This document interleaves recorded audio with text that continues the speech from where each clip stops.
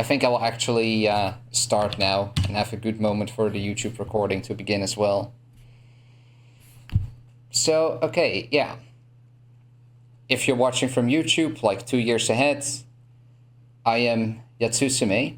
I am a sort of well-known Touhou player that about 2 years ago from when I'm recording this or streaming this, I got a lunatic, no deaths, no bombs run in every mainline Touhou game. So Touhou 6, 7, 8, 10, 11, 12, 13, 14, 15, 16. It was in 2018, so it went up to 16 by then. And that has sort of been my online reputation, I think. Most people know me as like the good Touhou survival player from a not Japanese country that has... not a Japanese country, what am I saying? Not Japan, that has a lot of cool survival runs. I think that's what most people know me for. But there's something that a lot of the higher level players in the Touhou community knew me for a long time as well, especially around 2017. And that is that in my playstyle, I tend to be kind of chaotic. Where, for example, other people would route a lot of stuff. They would, really think about the run that they were doing. They would plan a lot of stuff ahead. They would memorize. They would practice very specific tricks. I would do that too, but by far not to the same extent. And what I would usually prefer, even on really hard cards, is to just jump in, see what gets thrown at me, and just use like my own skill as much as I can. And I think for a while I was kind of notorious for approaching bullet hells, and specifically Touhou, in this way. And well, for some reason it still kind of worked for me. Oh yeah, you see the wall scrolls? Yeah. That's Fudo. I don't know if the webcam is sharp enough to make that clear. But yeah, I was kind of known for that. Other people, they were more structured. They knew how, they knew like the whole game in their head pretty much. And I was more chaotic. I would just jump in and do whatever stuff a lot of the time. And around that time, in like the Western Touhou community, we started sort of making a distinction between these two approaches as well, which we called the... I have a picture for this, hang on. These two beautiful babies. We call them Chimp and Gorilla. So people that are in like the Touhou community or the gameplay side are probably pretty familiar with these terms already. So Chimp and Gorilla. Chimp basically meant what I described first, so what other people would do. It would include like memorization, routing. It was kind of like playing a piano sheet, you would just you would try to plan as much as you can and then just follow the same pattern because you know that it's the most efficient pattern. Dorothy says she's responsible for introducing Chimp and you regret it deeply.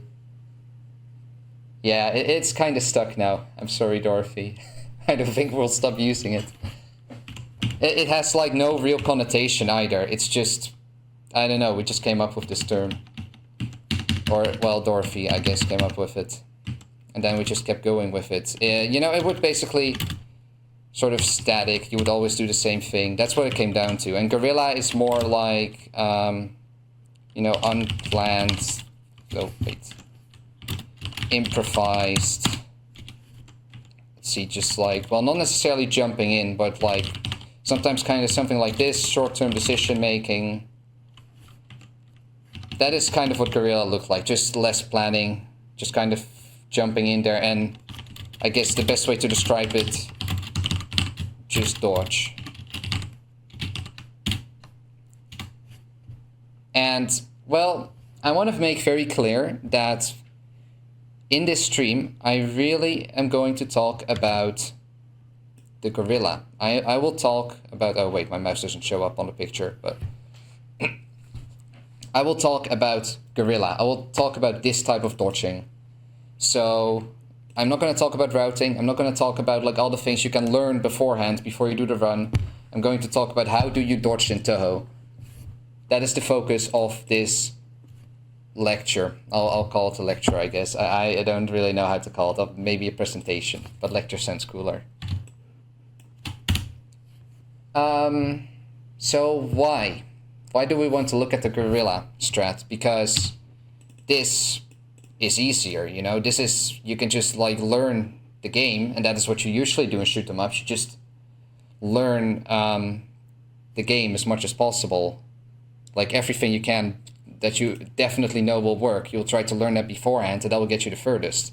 So why do I want to talk about this instead, this more chaotic approach? Well, two reasons. This is kind of the thing that describes your general dodging. So, and this is something that newer players especially want to learn early on. They want to just learn how to dodge. How do I deal with everything that's flying at my screen? How do I, get through all these bullets? How do I even kind of see what's going on? That is what this is about. And the second reason I want to talk about this is because you cannot do everything with Chimp in Touhou. I know. I mean, I am not super knowledgeable on other shoot 'em ups. I'll be honest on that, like cave games and such. I don't know too much about them myself, but I know that other people say that they are a lot more static. Maybe not, not every game, but relatively I hear that Touhou is more of a random game. It has more random elements. Let me get appropriate music for 1 second. While I'm still talking a bit about this.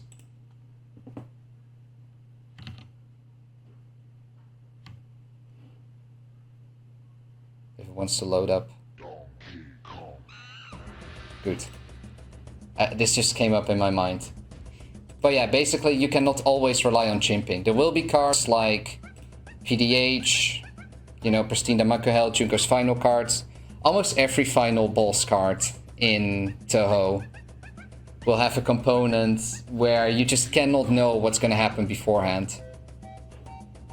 And therefore, you will always have to rely... I'm going to make the music a bit softer. You will always have to rely a little bit on Guerrilla. There will always, for the hardest cards in the game, especially on survival, there will always be an element of Guerrilla, I think. There are very rare instances in which that is not the case. A lot of the challenge in Cave is the sheer quantity and speed of static stuff. The game bullies you into making mistakes. Yeah. Touhou is not like that. Touhou is... the static stuff is usually pretty easy. The chimping is easy in Touhou. And the thing that most people tend to trip over when they are familiar with something like Cave... This is just my anecdote, by the way. But I hear people that are more familiar with those kind of shoot 'em ups then trip in Touhou because they're not used to the random stuff. That is true too, by the way. Guerrilla skills will make Chimp side easier. You could even argue vice versa as well. It's both very complementary. If you want to be good at bullet hells, you of course need to know how to do both. You want to know how to memorize, you want to know how to make good short-term decisions. Makes sense. But okay, back to my point. We're gonna talk about this. It is all Guerrilla for today. So yeah. I think that's sort of my intro. What I want to say, especially for people on YouTube, is that this is not really a Touhou guide. This thought or whatever kind of recording I will put on YouTube. This won't be really a Touhou guide. If you want a basic Touhou guide, then I would just recommend searching Golden Battler, How to Get Good at Touhou. That's a very nice basic guide. I like that one. I can't say much else than that guide already says when it comes to basics in Touhou. This is more for people that already know their basics and that want to go a bit further, especially when it comes to dodging. So I think anything between normal 1cc and LMB players will find this pretty useful. And anything outside of that, I think will still enjoy this a lot. And they can give me, people that are further than LMB, people that are doing LNN can probably give me some meaningful discussion points as well, things that I have not considered yet, because a lot of the stuff that I know about dodging is very personal, very anecdotal, not really like strongly based on anything. I will say that. It's just that I trust myself with my skill to give a good sort of impression of what I think will help other people. So yeah. We're gonna focus on how to dodge. So dodging in Touhou consists of 2 elements.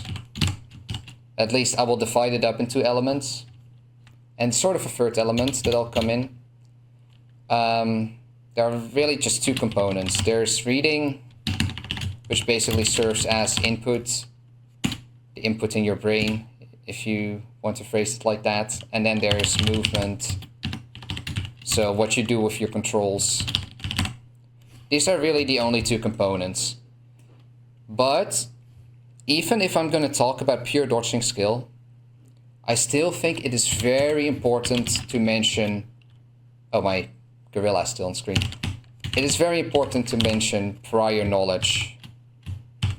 Because I used to think that there was like sort of like a general amazing strategy that if you just had enough reflexes, if you had enough hand-eye coordination, if you just had a big enough brain that could recognize as many like signals as possible, then you can get through any pattern, no matter what. And well, I guess very technically that might be possible, but in reality that won't really happen. And there is no like universal dodging approach that will work for everything if you're a human being. So I will talk a bit about prior knowledge. It is good, even if we're going to talk about universal dodging strategies, to have a general idea of what cards and what patterns you're going to deal with. I can make like a little analogy, but I think it's pretty clear to most people, but okay, I guess I will still do it. Say, I think this is something you sometimes see in like JRPGs. You get like thrown into an arena, into a coliseum, gladiator's pit, something like that. And, you know, you're like, the pit is like, hang on, I'm gonna draw it. Outside is the pit. And, let's see. Can I make brushes thicker in paint? I barely actually use paint, so. So you're still inside. You're waiting to get thrown into like the actual arena. And next to you, you have basically nothing on your hands, but next to you there is a weapon rack. Okay, this is not a big enough weapon rack. I will just draw the weapon rack. Oh. It's a bit of a convoluted analogy maybe, but I think it will work. And on the weapon rack there are 3 items. The first one is a shield. I'm gonna make a shield with one of those nice like bosses. You know, the thing that you can like punch with, I think. I'm not really a martial arts guy, but I think that's what it's for. Basically a shield that you can block and bash with. The other option is a spear. And say you have a mace here. Should have made this gray for the spiky thingies. So we have like a shield, a spear, and a mace. And in one situation, you have a guy telling you what you're going to fight. And in the other situation, you don't. Now, obviously, in the situation where there's a guy that's going to tell you what you're going to fight, you're going to have an advantage because you can make a strategy beforehand. You can, you know, maybe he will say that you're going to deal with, I don't know, a lion, for example. So it's going to be an ugly lion, but I think it will get the point across. Well, in case you're going to deal with a lion, you don't really want to pick the shield. For example, the shield seems like a bad idea. It's a bad approach to go shield bashing a lion, as far as I know lions. You have a soundtrack for my stream. Oh, that is great. Too bad I don't really have chat open. I have only a chat window, so I will have to type it up. Okay, I'll do that once I finish my analogy.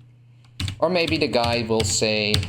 So like, oh wait. I wasn't done. So in case of the lion, I think the most logical option would be the spear. So you can keep your distance and just stab the lion. That gives you the highest probability of survival, because that's kind of what this is about. No guarantee, but there's one approach that you can take, and that's the most general, logical approach to give you the highest chance of survival. And maybe in another case, he says, like, it's going to be an archer. And in that case, maybe the shield is useful.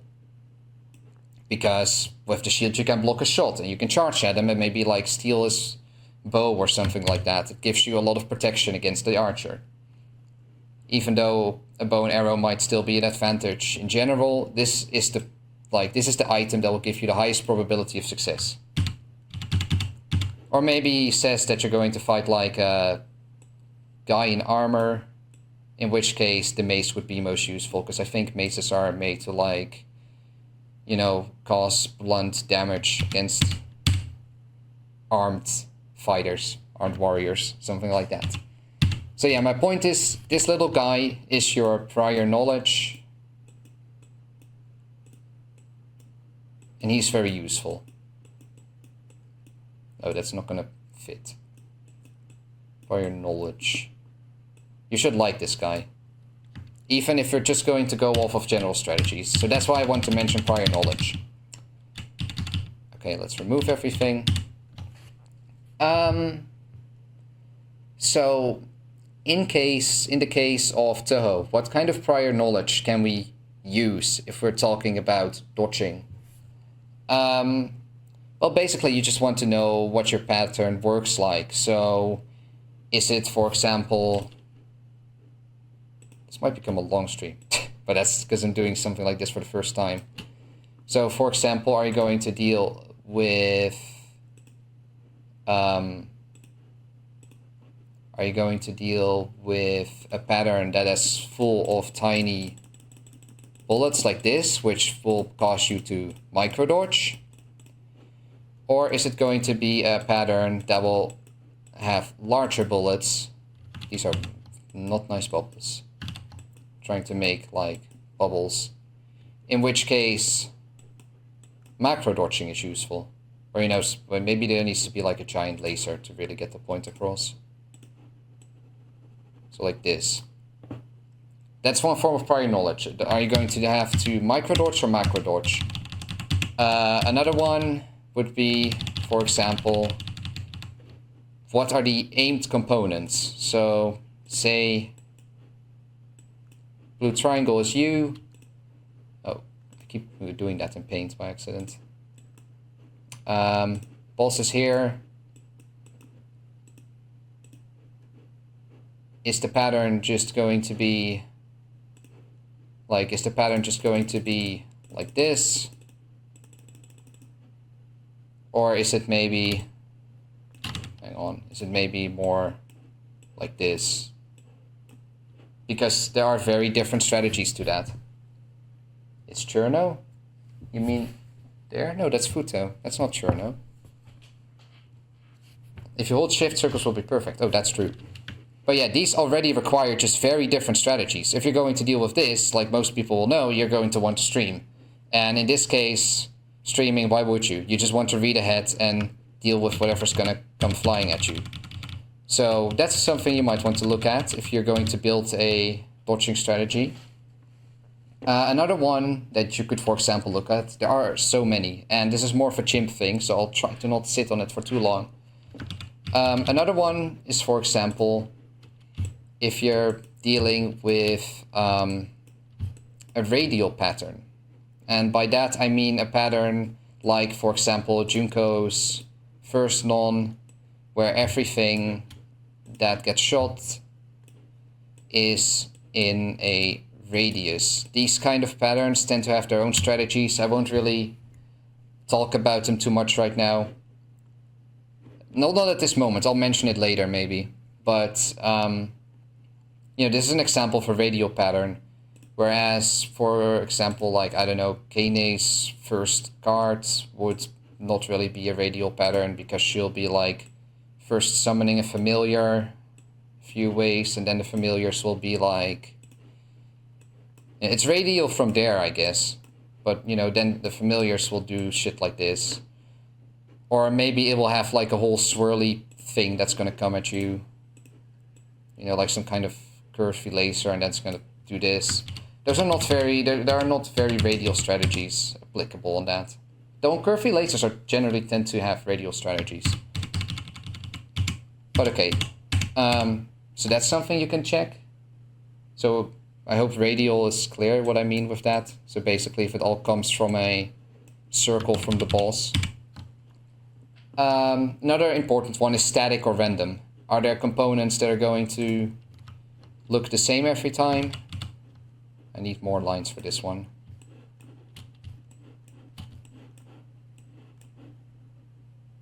Radial patterns in general are really weird. I don't think there's too many general strats unless the lanes are really clear. Yeah, there are a few things. There's something like spinning around the balls sometimes. Depending, that is both aimed and radial, but still, it is good to realize that something is a radial pattern sometimes. So that can be good prior knowledge if we're going to talk about, even if we're just going to talk about dodging. Well, we have, of course, static and random. So all the left ones are pattern 1. In which case we have like a static case, so every time it's the same. And random, or maybe random components would, for example, mean that, like, you know, maybe this one is always the same. But maybe sometimes this happens, sometimes this happens, sometimes this happens. You know. This one has random components, this one doesn't, is also important. Though if something is fully static, gorilla will not matter that much. You should just try and route the whole thing. Like, sorry. You also have pseudo-random, I won't really go into that, but that is basically when you have a card that's fully static, but it is dependent on your position, for example, but it's very hard to control your position in the same way every time, which makes it sort of fake random. That's another thing to consider. Final thing I will mention in regards to like general pattern behavior is, because this is a pretty important one, even if we're talking about general dodging, even if we're talking just about like basic prior knowledge for general dodging, is it possible for the bullets to clump? Let's see, how am I going to visualize this? Okay, I'll just draw a bunch of circles like this. So are they just going to, for example, go in a straight line? These are their directions. Or do they have the capability to wall? Do they have the capability to kind of pop together and then, you know, create a wall? Because this will also really affect how you have to look at the pattern. This is very dangerous in a lot of cases. When a pattern has some like random elements to it, or maybe something else that makes it so that you cannot squeeze in between anymore suddenly, and you have to go around it. These are all very useful bits of prior knowledge that you can have on a pattern. Another thing I'll quickly mention is you also want to look at bullets' behavior, which is kind of related to this, but like, are the bullets slow or are they fast? Are they coming in straight lines at you, or are they making weird curves, like curvy lasers? How easy is it to anticipate what is going to happen with them? Those little bits, so basically my point in the end is you don't need to have a full route, but you need to know sort of how your pattern works. You need to be able to devise general strategies around the basic behavior of the patterns that you're going to deal with. So no full routes, that's not what I'm going to talk about today. But I will talk about prior knowledge when it comes to general patterns in, well, bullet hell patterns. I couldn't really finish that sentence right, but I think it's clear what I mean. Okay, so that is prior knowledge. I don't really have much advice on that, I think. Just like maybe try to check all the things I just mentioned, whether it's a yes or no answer or something like that. Just make like a general description of how the pattern behaves. It's very useful because with that knowledge, you know, or like you can steer much better how you want to read the pattern and how you want to move around the pattern. So now I'm going to talk about reading. Now I'm going to talk about something that's actually a bit more interesting. Okay, let's get Notepad open again.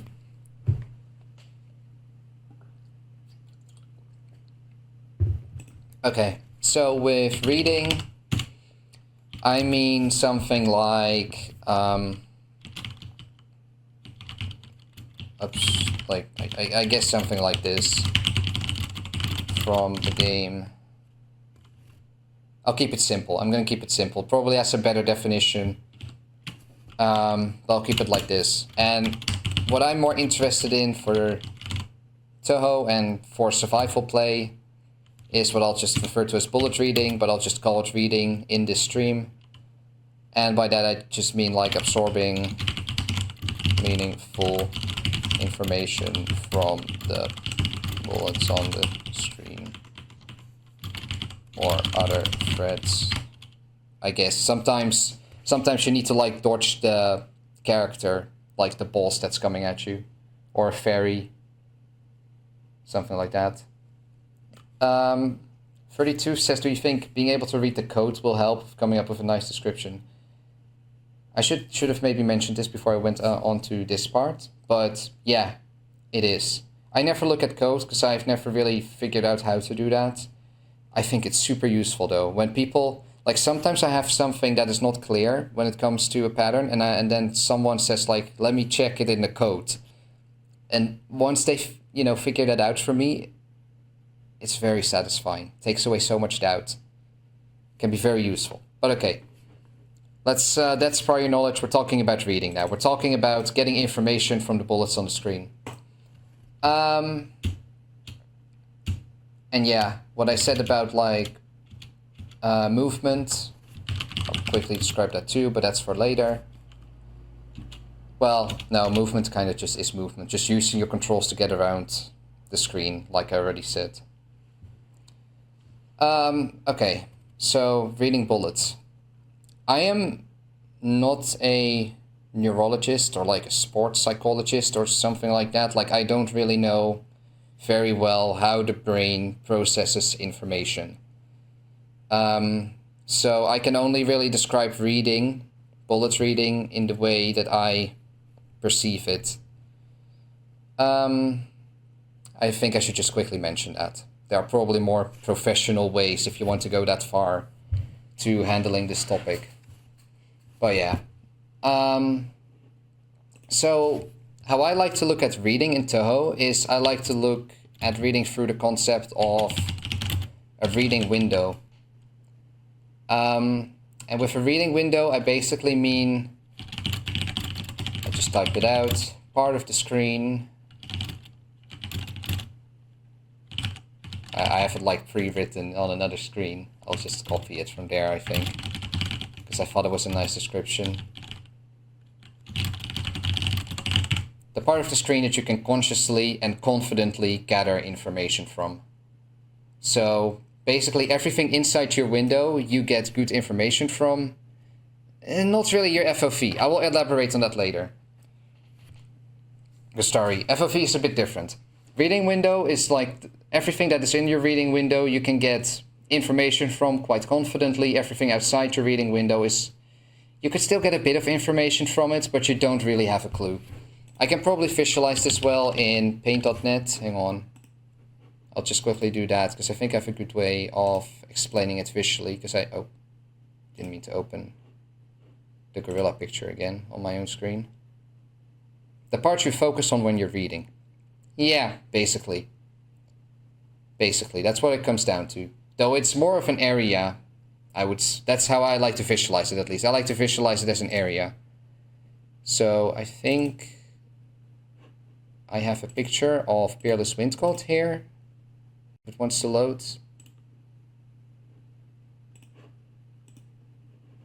Is paint.net's not open yet. Trying to make paint.net load.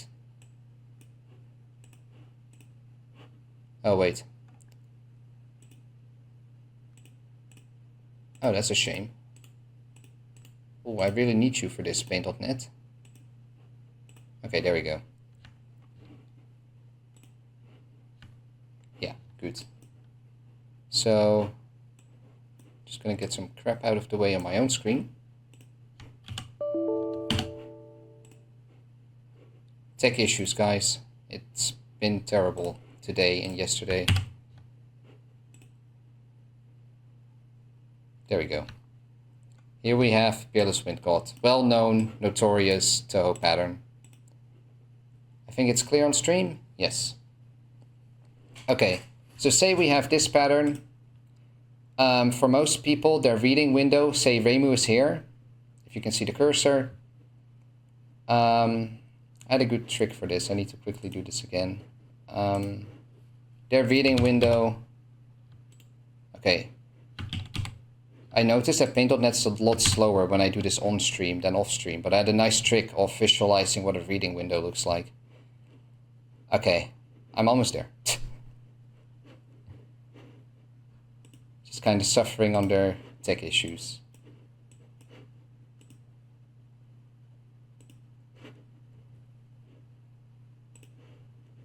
So for example, if we take this and then we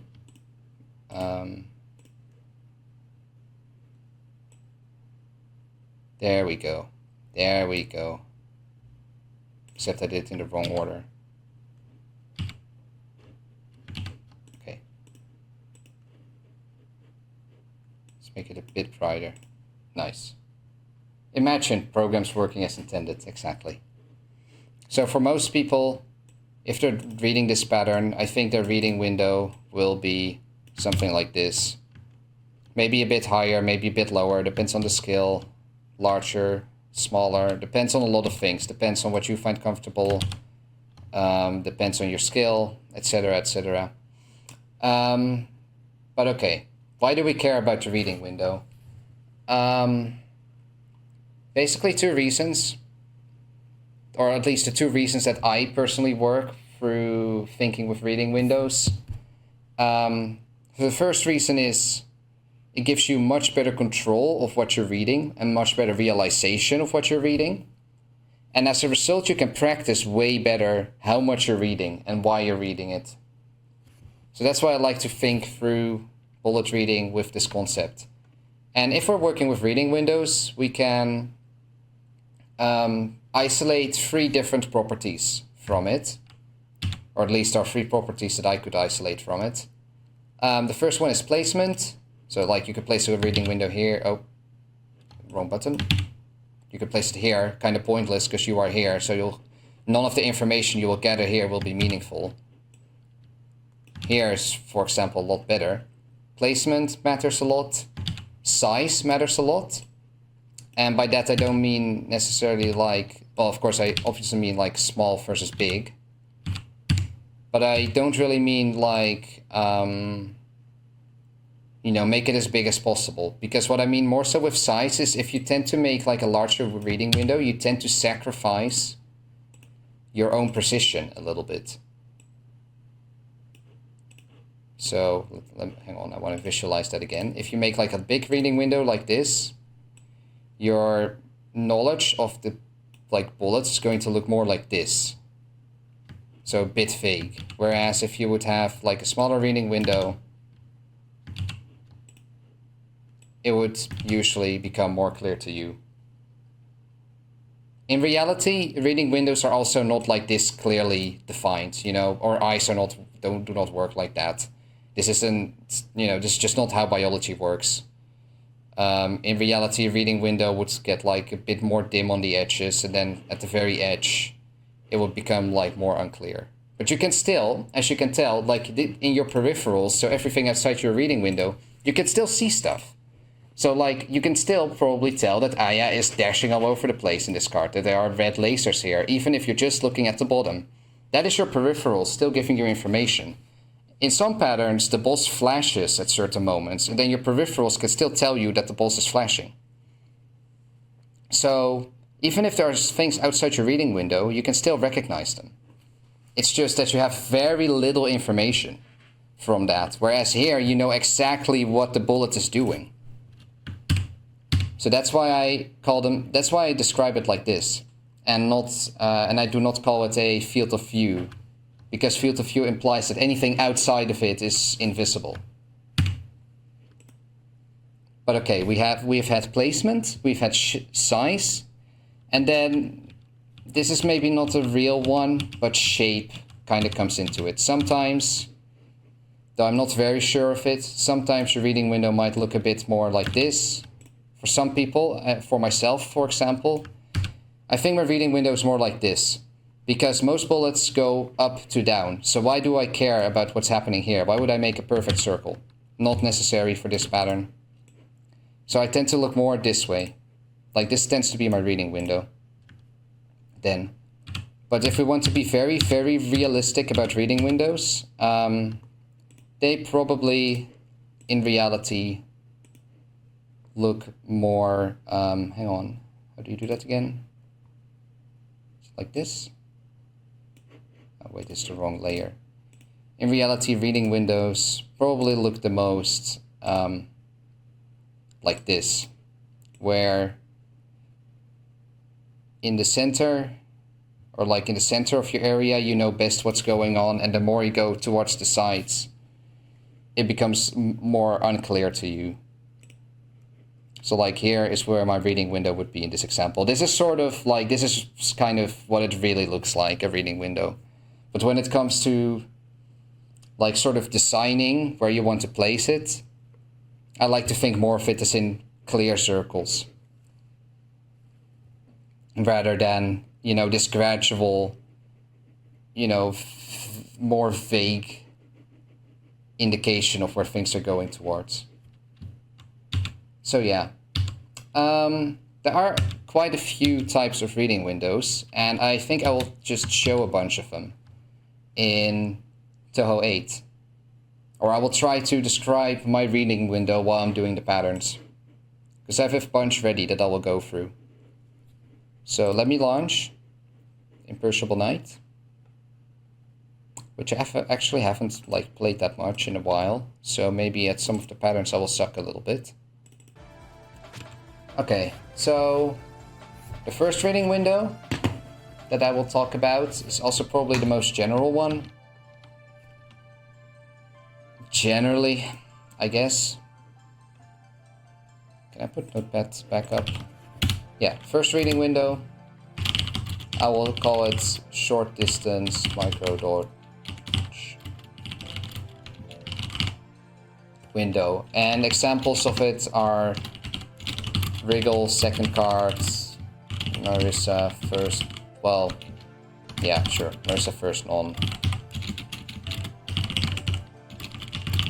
General boss patterns.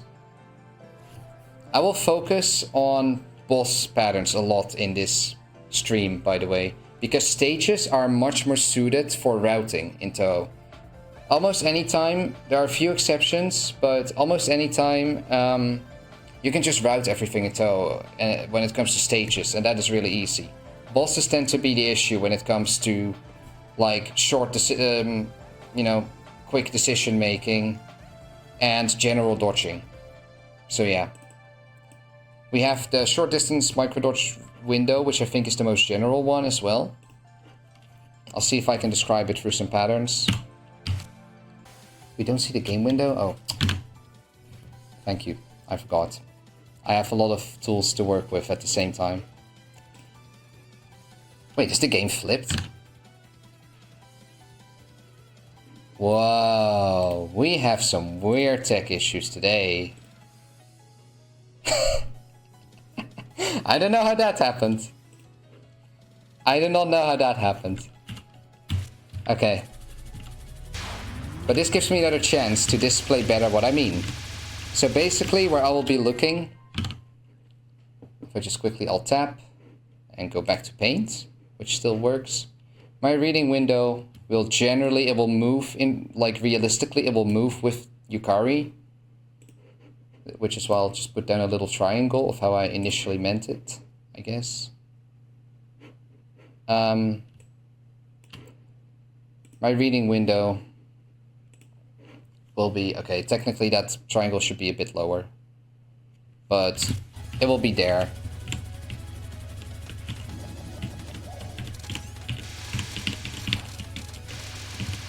So now it is once again right in front of me. It's a shame that I don't see Ran. Oh, there's Ran.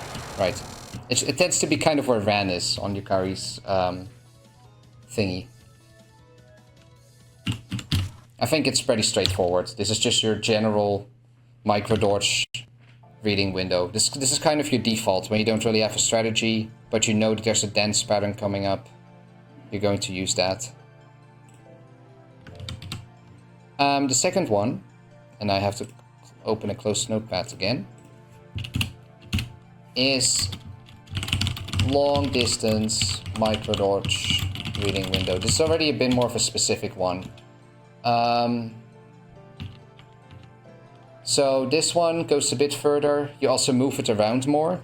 You can move your reading window sort of around. That's also a thing. So sometimes you'll look on the left and you'll look on the right, but you'll still look at like the same general area size. I think a good example probably... There are not too many amazing examples of this in IN actually that I could think of. The best one is probably Mystia's first card, Poisonous Moth, which I'll quickly show again. Let's close Notepad. Let's open this up again.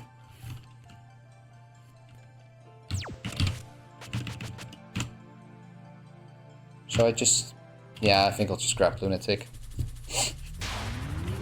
So what I do here is I read pretty far ahead to see what bullets are going to fly at me, because this pattern is pretty fast. So I will be looking further ahead. Oh, whoops. Quickly died in between, because it's hard to explain this and then also track your reading window and everything at the same time. But I'm looking like probably like 5 Yukaris ahead, and then sometimes switching to the left, sometimes to the right. And if there are a lot of bullets coming at me, I trace my reading window back to where I am. Yeah, you can sometimes follow bullets. It's kind of a bad habit, because you want to know the trajectory of the bullets just from looking at it quickly. This would be an amazing stream for eye tracker. I agree. I wish I had an eye tracker, but those things are super expensive. And I am a broke student, so it's not really an option for me, unfortunately. I know, I really need an eye tracker sometime just to show what it looks like for me. But, yeah, I can't really afford it right now. I could maybe crowdfund, yeah, but still, it's expensive as hell. So now I'm looking top left, top middle. Sometimes I'm making weird dodges because I'm like trying to explain my reading window while I'm dodging, and that makes it kind of difficult. But yeah, I think you can still see where Yukari is, sort of. She's like here. Basically, my reading window kind of switches. Sometimes it's here, and sometimes it goes here, sometimes it goes here. When I talk about like large micrododge reading window, what I mostly mean is they're like larger reading windows that tend to move around depending on what's going on. I see that it doesn't fully cover, by the way. My paint is kinda... Do you see that? Paint's kinda fucked. I can make it bigger, hang on.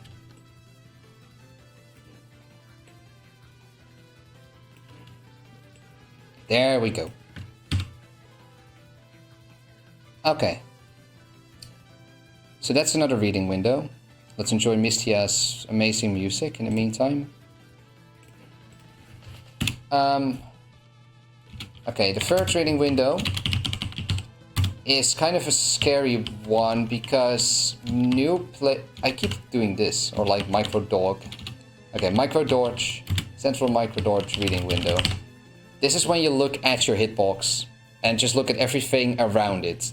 Just 360 degrees around your hitbox. Instead of reading a bit ahead of your hitbox, you're on your hitbox and reading as much around it. Sort of scanning around it the whole time. This is something new players fall into as a trap, but sometimes it is exactly the reading window you need. I think the most beautiful example... Oh wait, let me add it as an example. The most beautiful example would be... I forgot the name, but Reimu, I like to call it the tentacle card. I'm very thirsty. The stream makes me very thirsty. No, it's not the fact that tentacles... that I wrote tentacles. That has nothing to do with it.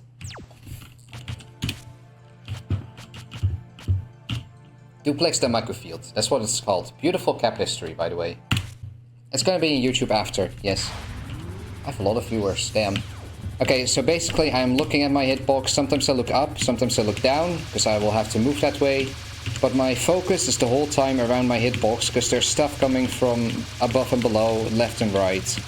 If you have a card like this, or you have moments in a card like this, then a central reading window is actually a good thing. And not just a, like, noob trap thing. Also, I just noticed this is normal mode. I thought I chose Lunatic. Do you want someone in voice chat that tells you if something is wrong with the stream? You could. Like, just to tell me if something is wrong. That is okay, if you want to do that, Kastari. Oh, but then I have... No, actually, no. Just tell me in chat, because I have to open Discord. Oh, wait, no. Don't tell me in chat. I will do that, because I did have Discord already open. I was going to say it's going to cause lag, but it's fine. Yes. Okay, Gastari, join... Can you, like, throw me in a locked... Can you, like, throw me in TRS chat, maybe? Yeah, come find me in TRS chat. But only say stuff when there's something wrong, please. Nothing else. Okay, but that's another reading window, so... I guess I'll... Hello. I can barely hear you. I'll make it louder. Alright. Okay, good. I'm gonna keep continuing now. Yeah, I'll draw it one more time. Central reading window. Oh, I see, that was normal mode. That's why it was so bad. Now I can draw it for you.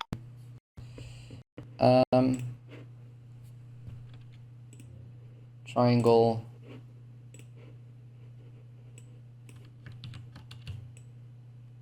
This is you. And then my reading window is generally, it's a very important word here, because your actual strategy is more of a mixture of reading windows. Most of the time I'm just showing primary examples. My reading window will be something like this. Usually noob trap, sometimes useful. It's useful in this case, it is useful in Requiem on Touhou 14, the terrible Yatsuhashi cards.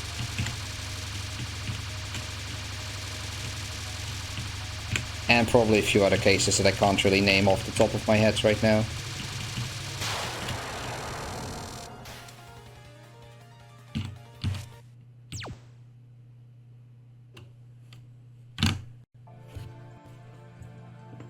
Okay. Yeah, it will take a while to get through all the reading windows. Just to give like a good example of everything, because I like to be thorough, so it will take a while, but that's okay. There's the... Let's see, I'm just quickly reading it from my notes again. I'll call it... This is kind of a weird reading window. It's also maybe not even really rectangular, but what I mostly mean is that you read very far ahead, sometimes follow the bullets back, and based on that you make based on that you have all the information you need. This is very useful in like radial fast patterns. Examples: Mystia, non-spells, Rings of Death, Moko, Final Non.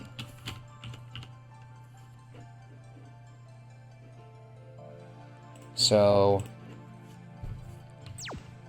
I don't think I opened IN through practice patch, so I can't really show Mystia or Rings of Death, so I'll quickly have to relaunch. Open wait, because I'm silly. Yeah.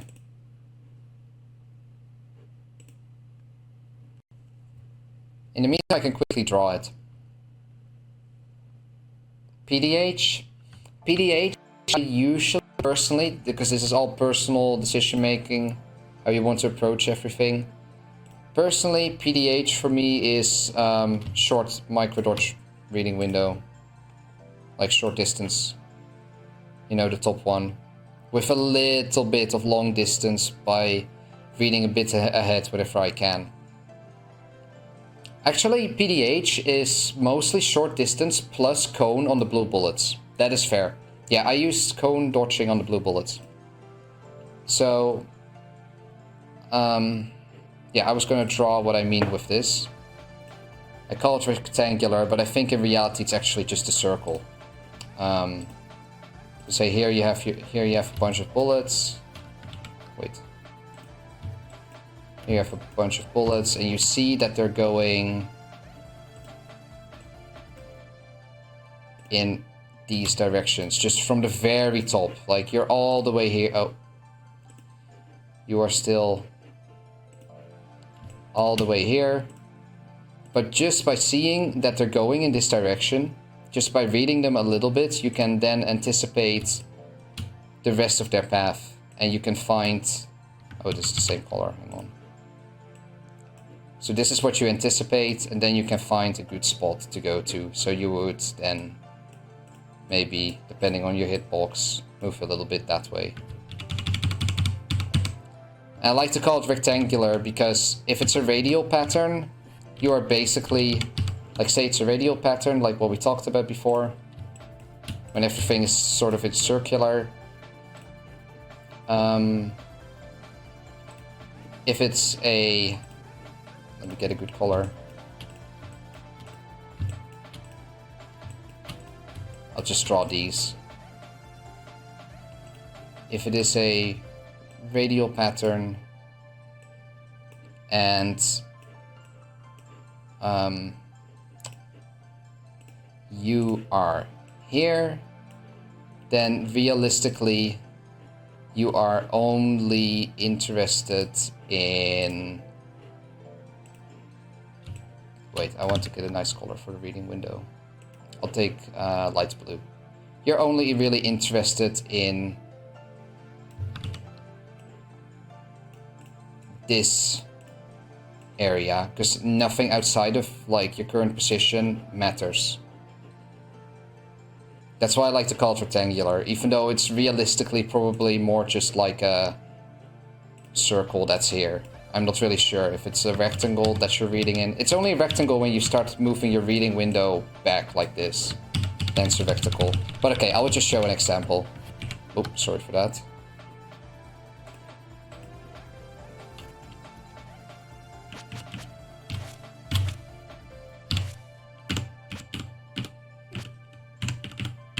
Spell 1 works, I think. I don't think the game is showing up.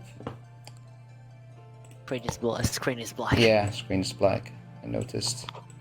That's weird. Now I launched IN and now it's black for some reason. Showing up now? Yes, it is. Beautiful. We can also do mid-stage, whatever. So just by looking at the top, you can already tell where you have to go. Just by seeing where these bullets come, or like just seeing where these bullets are coming from, you know exactly where you want to be. I can make all of my movements before I even have to do anything, as you can see, because I'm just standing still.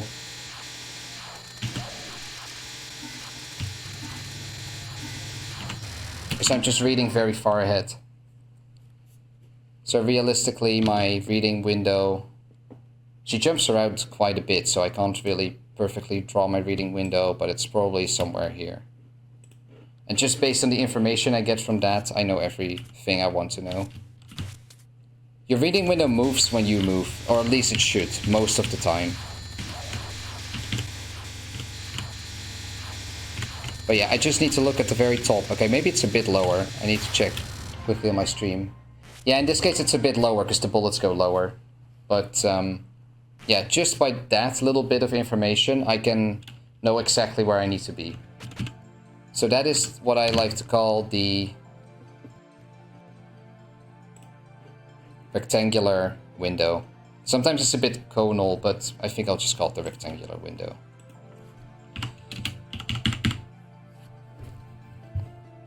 Unfortunately, if I would like have a rectangle, I cannot just do that in Paint. Then I really have to make a video and constantly show like the rectangle moving with my position, constantly aligning with the boss in the right angle. But yeah, I call this rectangular window. Maybe there's a better name. Yeah, this one, I kind of covered it already. This one looks a lot like the long distance micrododge window, which is why I will put it down as a subcategory, I guess, which is tracking reading window. And this one will also be held to visualize through paint, but this one is relevant with Rings of Death. Actually, this one's probably more relevant here. Well, no, in both. It's both. This one happens when you have a shit ton of bullets, mostly, and you need to look longer at the bullets that are going to come at you. You can't just quickly check them and be done, because maybe they will all converge when they get to you.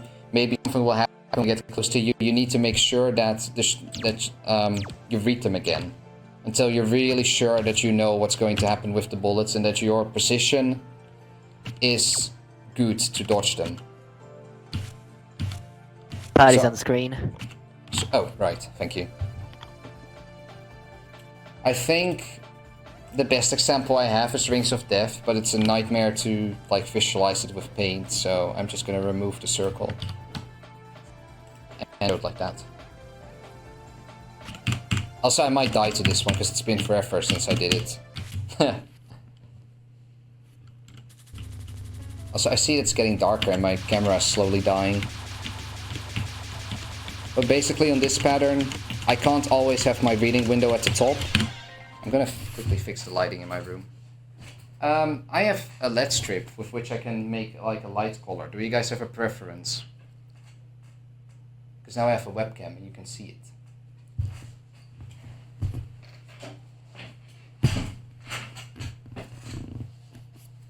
Black Snowman is another good example, yeah. I vote for blue. I don't know if you can really see it, honestly. Maybe I should turn off the other lamp.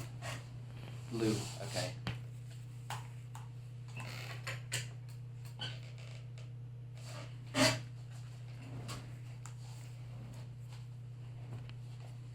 Oh, that is really dark.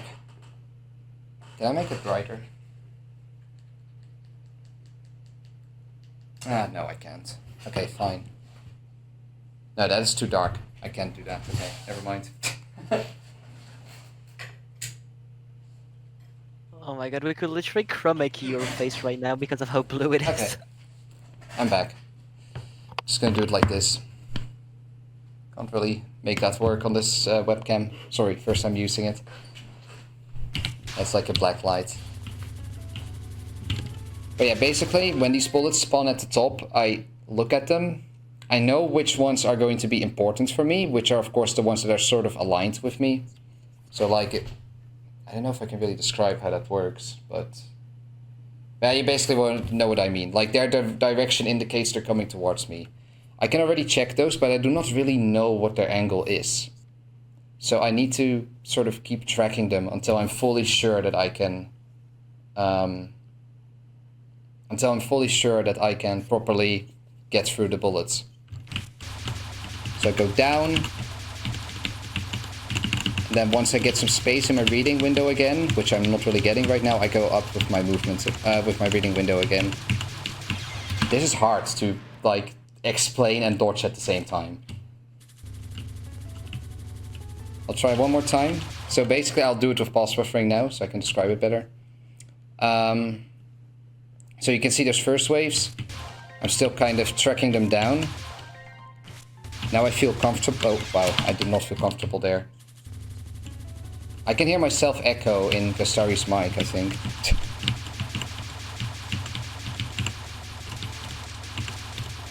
Okay, but basically every time I get past a tough dodge, my reading window moves up again. And as long as I'm uncertain about a dodge, my reading window keeps moving down with the bullets until I'm sure that I can make it. And then once I'm through the hard dodge, my window moves up again to catch the next ring of bullets. For this I really need an eye tracker. Otherwise otherwise I do not know how to describe it better than I just did. Basically, my reading window keeps moving up until there's so many bullets that it has to move down to, like, process them properly in my brain. That's what I like to call tracking reading window. So, you know, it just keeps moving up, and then a shit ton of bullets come and it goes down again to my hitbox. then goes up, then goes down again. This is maybe the most instinctive one. But you don't really want this one on simple patterns. You don't want this when you don't need it. Because if you use this on a pattern where you don't need it, what happens usually is that you get stuck at your character. You get stuck reading as your character, and then when you have to deal with fast bullets or something that are coming from here, might need a different color. But if you're dealing with fast bullets, then you don't have time to move, or like you don't realize that you have to move your reading window back up again. So what I mostly want to highlight when you're using this type of reading window is that you need to remain aggressive. You need to be aggressive. Whenever you feel like you can make a dodge, you should move your reading window up again. What I used to do in the past a lot is I would, track it down and then stay here. Where you need to move it up again when you do this kind of method. So yeah, that is the most important takeaway from that. Yeah, exactly what Erin is now saying in chat. That is at least with this particular type of reading window. That's the case with this reading window. You need to be able to snap it back. Yes. Because otherwise, you're not going to keep up with the pattern. You're going to get overwhelmed because you do not know what's coming at you next after you just made a hard dodge.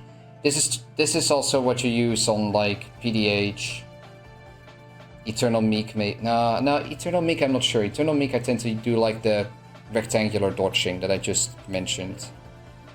Rectangular window. Though also a bit of tracking if it gets really bad.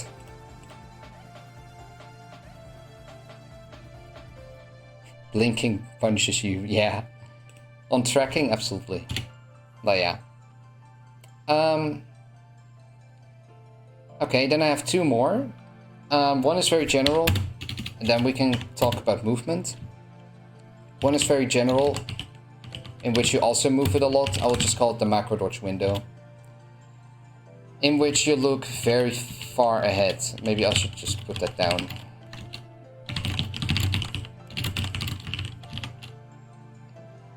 I will mention this also a bit more during movement. But you're not really looking at your hitbox at all. You're looking at a completely different position to see what's going on there. And then sometimes you will look back at your own hitbox. Good examples. There are a lot of good examples in IN. Master Spark. Final Spark. I will not do that one. I will probably do Flying Phoenix. There's also Fuji. Yeah, I'm a Volcano, I guess. But I will just do Master Spark. That one is the most obvious. I have the notepad open again.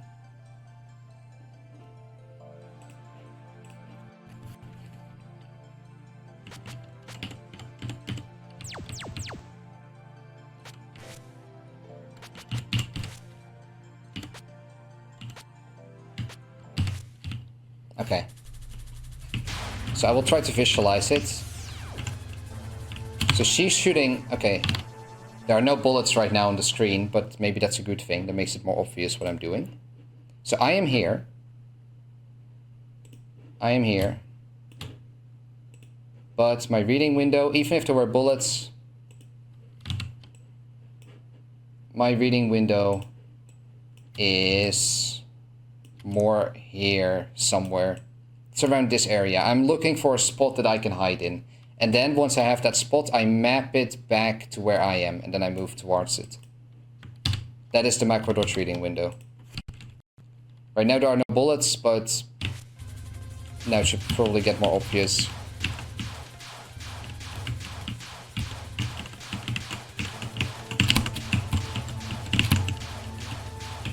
Oh, some messy RNG. So now I'm looking on the right again, looking for a nice spot. Here's a nice spot. The screen shaking doesn't help in explaining this, and now I'm looking on the left side again, as soon as that little indicator comes up. Basically, I'm looking for sweet spots that I can hide in, and then I try to trace the sweet spot place back to my hitbox, reading everything in between, and then I move towards it. That is the macro dodge window. That's at least how I tend to handle most macro-dodge patterns. Generally. Once again, these are general reading windows, and your actual strategy is usually a combination of several reading windows. I really highlight that. I'm just taking very clear, obvious examples here in which you only need one reading window, but for a lot of patterns you're going to need 2. Or maybe 3, or sort of like 1.5, where you have to sort of combine them. But these are just like fundamental reading windows so you can start with and then work out what you want to do next. Okay, then I have one more. This one is kind of a meme, but this is... Oh, whoops. This is sort of to explain that reading windows can also be very big, but then you're sacrificing accuracy. I like to call it... Hang on. This is the final window I'll discuss, and then I'll go to movement. This is a long stream. Wow. Peripheral reading window. And with this I basically mean huge, almost whole screen. It's almost not even really a reading window anymore. You're just like trying to assess as much of the screen as you can. This is sort of also like this one, but to the extreme. And you mostly use it for patterns like this, where you just need to read super far ahead and want to know, aside from like the aimed bullets, you want to kind of know what every bullet is doing. That is on the screen. Thank you. I wish that when you alt-tab, it's just automatically disappears, because whenever I alt-tab, my whole screen goes back to full screen and it's a nightmare, but okay. I've not done this pattern in a while, so I'll probably die a few times, but... Basically for this one, I don't know if this is the greatest example, because there are only a few knives that really matter, but I'm reading super far ahead. Oh my god, really? I almost got hit by that. I probably won't cap it, but I'm just constantly looking very far ahead to find like spots where these knives won't intercept, basically. I think that's the right word. Where they don't get in the way.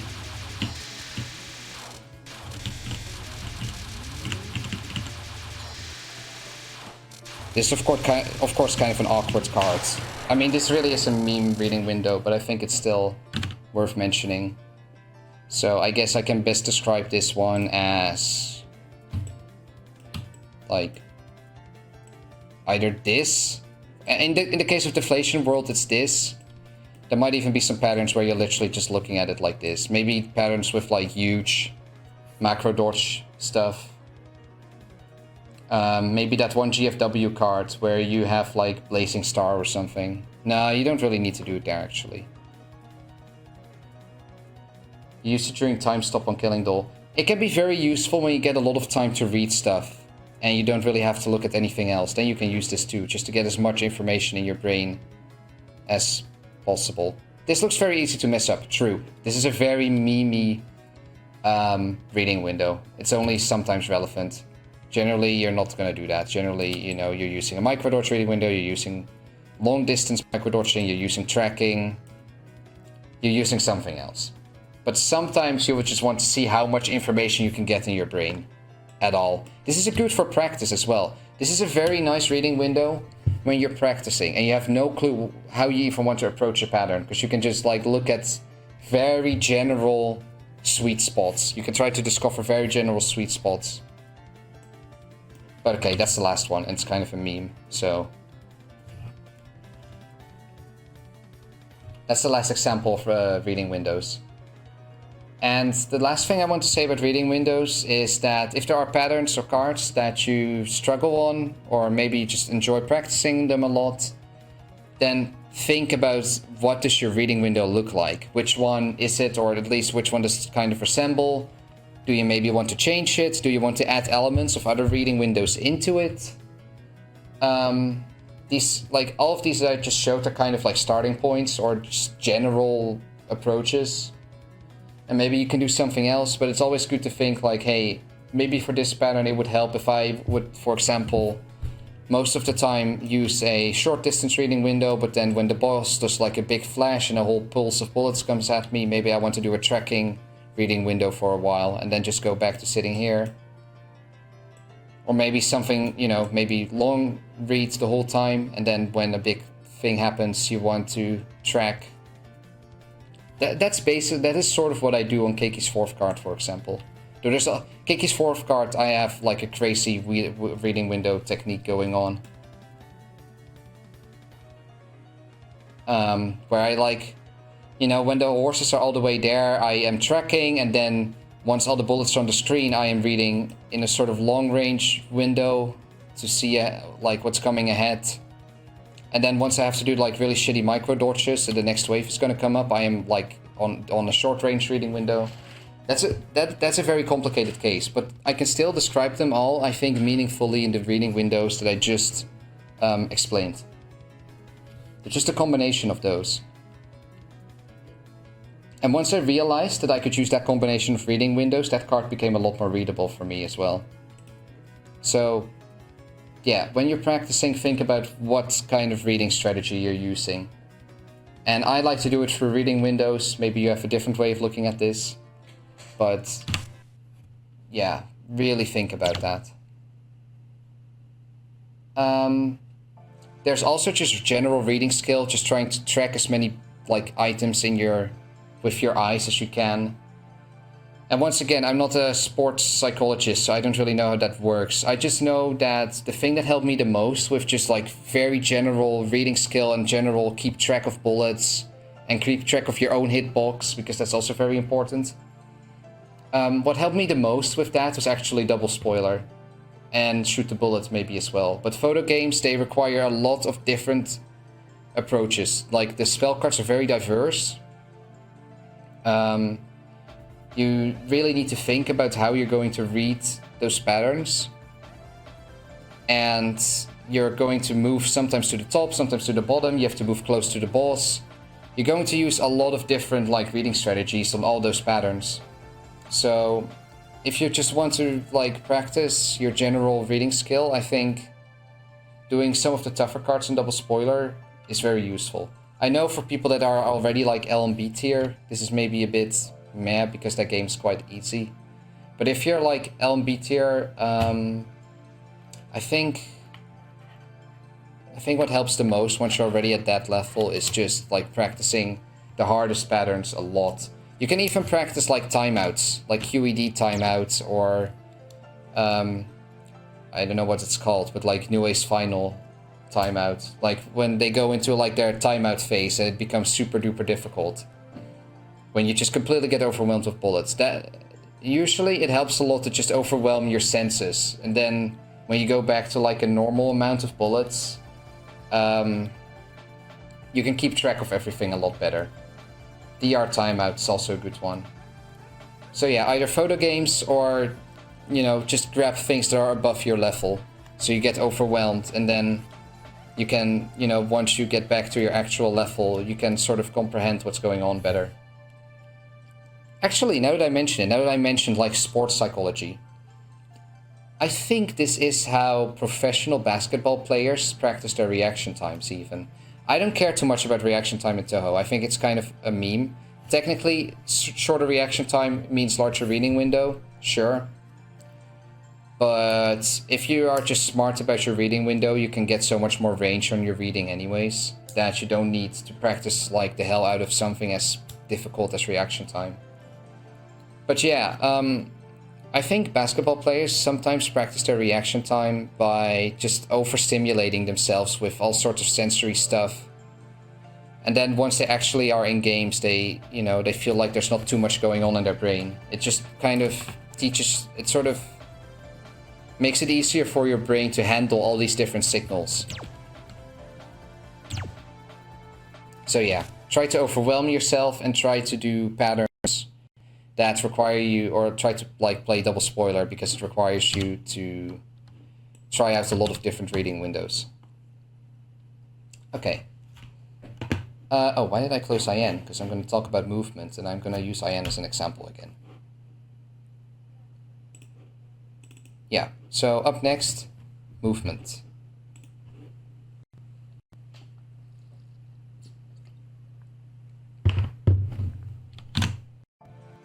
That was a big sip. Okay, reading I think is more interesting than movement, but we'll still talk about this, of course. Okay, when I say that I'm going to talk about movement, I will not talk about controllers handling the controls, like finger speed, like this kind of stuff, like just how fast you are with the controls. I don't really know how to teach that for you or to you. This is something that I always found very easy. This is something I never really changed much with. I do not have much experience with like how to handle arrow keys better or something. I have a beautiful mechanical keyboard that Dorothy gave me like 3 years ago or 4 years ago. Oh, no, 3 years ago. And well, I don't know. I can do pretty much all the movements that I want on it. I don't have much advice in that regard because I never really ran into problems that I had to overcome. So I have nothing to teach you that I learned. I don't know. This is not an issue for me. You may want to talk about keyboard versus control in terms of movement. No, I won't. There are differences. I won't talk about them. Not the stream for that. So yeah. I mostly want to focus once again on fundamental movement strategies.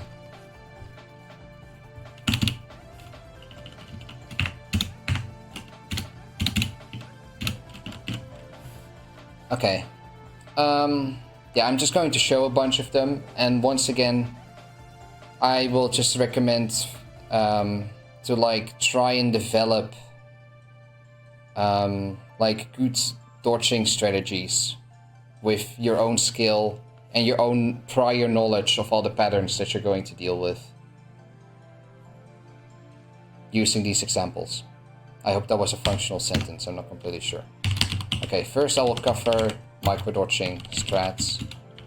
Later I will cover macro dodging. And then this will be its own thing, but it's kind of intertwined with the other two. But there are just so many. Aim dodging. Okay, for micro dodging, these are probably the most interesting ones. I like to divide these two into anticipatory movement, which is mostly based around, well, yeah, I'll just say standing still, and pursuing movement.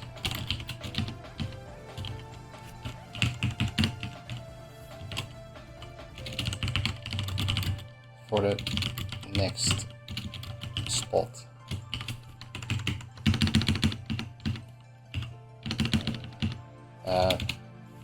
Notepad, what are you doing? There you go. Oh, now the 4 is fucked. Okay. I'm just gonna... There. Looking for the next spot. So yeah, basically what I mean with anticipatory, don't move unless you need to. Very simple.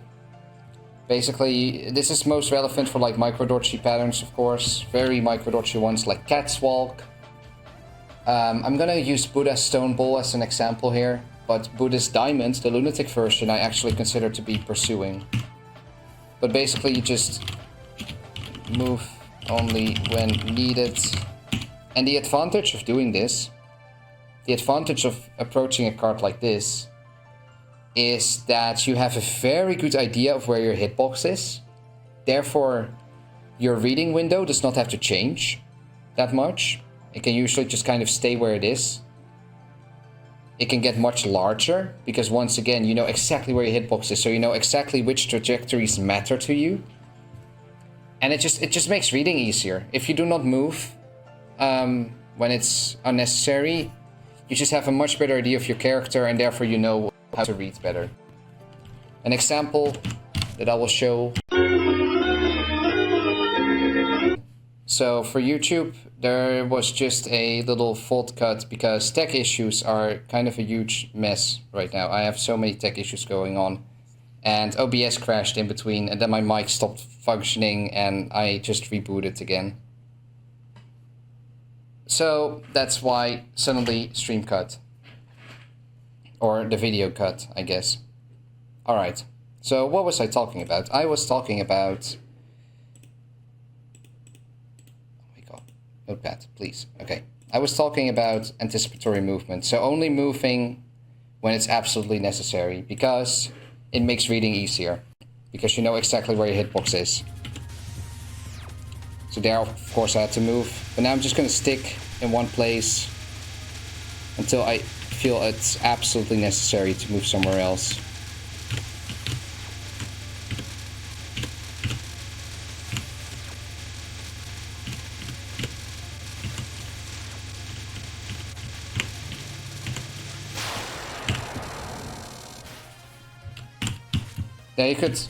There you could see one weakness, by the way, because this sometimes does wall.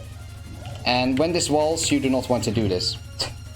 If the RNG is bad and you get walled, then you don't want to do this. So Buddhist Stone Ball, realistically, you use more dodging or movement methods than one. But I still think, because of like the small random stars, it's a good way of describing what I mean. It makes reading just like easier. I can just read so far ahead if I do not move around. What I sometimes see people doing, even like higher level players, and I kind of disagree with this, but sometimes I hear people say that they just keep moving around to keep like their fingers warm or something, but I hate that. Because, well, you don't know exactly where your hitbox is then. And when you move around, you just get more, you just make like more opportunity for yourself to be hit. But some people like it because it keeps their fingers warm or something. Keeps them like sharp. But this is not something I share at all. This throws me off so hard. But I've heard people say this. They do books on EUSD like this. And I don't know why. I prefer not moving unless it's necessary. Unless we're not using any strategy that looks like this at all. In which case, we are probably doing... let me open it again. Pursuing movement. In this, instead of sitting in one spot kind of the whole time, you are constantly looking for new areas where you feel safe for a little bit of time. And then once you are there, you start looking for another area again. So, I forgot to open the close the notepad again.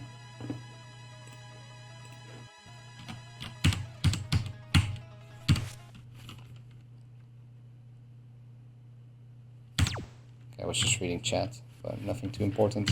This is actually what I do on Buddhist Diamond. Because on Buddhist Diamonds, you get these arrowheads that constantly stalk you. And you have to watch out more for the lasers to not get stuck. So I constantly look for a new spot where there are no lasers, and especially there won't be many stars. Especially that. I actually care more about the stars than the lasers in this case. Oh, whoops. This card is hard. especially as Raymond Yukari for the team.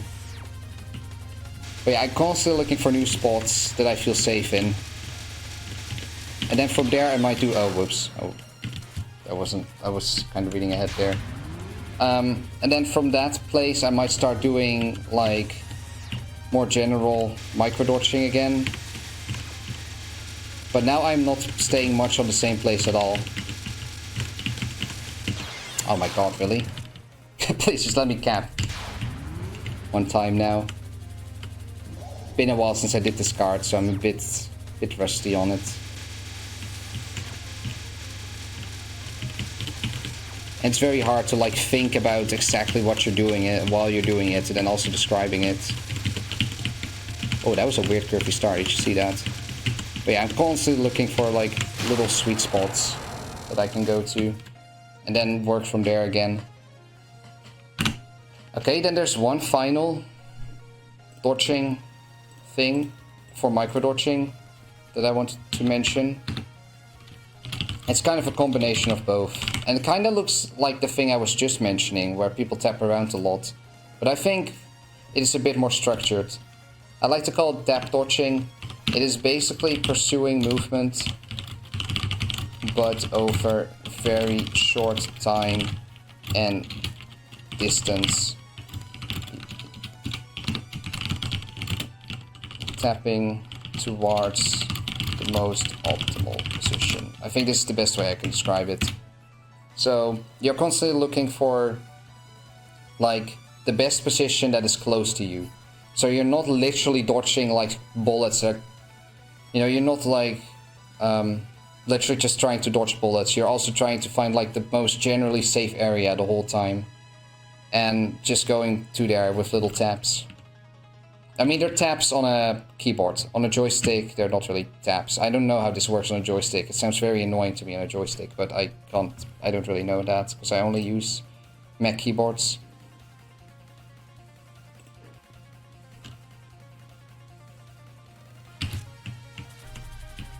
So it's actually still a bit applicable here as well. So here I like to do a mixture of pursuing movement and tap dodging. I will do the tap dodging whenever I have a nice sweet spot. Notepad. Notepad! Sorry. I keep doing that. Thank you. Ah! I'm fine. I am fine. Stream is going fine. Great. Let's try again.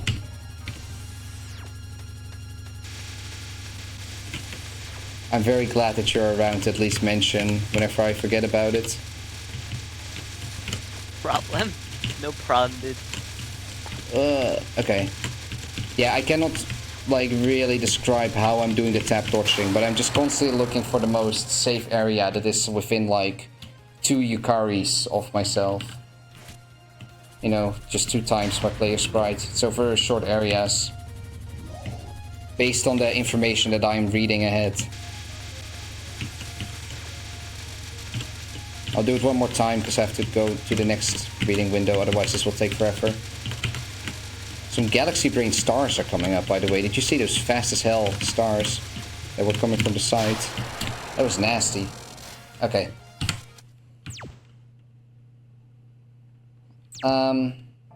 Yeah.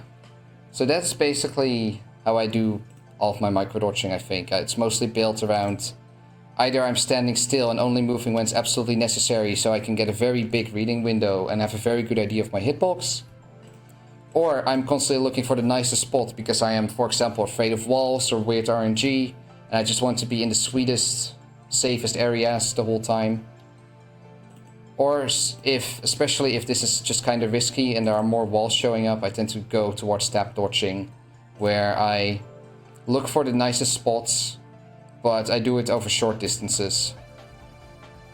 I just, you know, yeah, like I said, it's almost like every bullet has sort of a repulsion field, and I'm constantly trying to go to the spot where I'm the furthest away from every bullet. That's sort of how it works.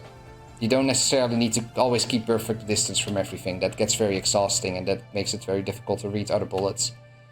But basically I just constantly look for the nicest area, but over very short distances rather than really picking a spot like you do in pursuing movement. Okay. So then there's macro dodging strategies. I actually only have one that I can really think of once again. Macro dodging is usually just a combination of a few micro-dodging strategies, but then poorly executed, and then on top of that you just have to move really fast to a good space. Okay, well, small question in chat. What do you call it when you're trying to dodge a pattern, but you somehow end up chasing a bullet and hitting it? A bad read. I don't really have a name for it, but yeah, I know what you mean. When you're doing like an Indiana Jones. Or... was it India? Yeah, basically, yeah, I would call it an Indiana Jones, when you have like a boulder coming at you, and instead of like jumping away, you're just constantly running ahead while the boulder's speeding up behind you. Yeah, that's just called a bad read. You should have tried to realize that you could have gone to the side. I don't really have a name for it. It's just a brain fart, yeah. Okay, So macro dodging. I will call it long range position selection. I already talked about this. This is actually maybe more related to the reading bit. Where like I said on Master Spark, I will read, like I might be here, you know, where my cursor is right now, but I will look here and then map out the best path towards that place. Yeah, I think I'll actually skip this one because it's probably more related to reading than dodging. But a lot of cards actually have this kind of reading. You have UNR, you have Master Spark, of course, you have Scarlet Meister, you have, to some extent, even Scarlet Gensokyo, because you're kind of trying to make sure that you don't get in like the slow bubble, in between the slow bubbles. But rather between the fastest and the slowest bubble, so you have the biggest gap in between. There is Butterfly Delusion, that one Yuko card where she makes a circle of butterflies chase you, because you're constantly looking for a new spot to move to. So that's another good example. Just a shit ton of stage 6 cards that aren't very micro-dodgy.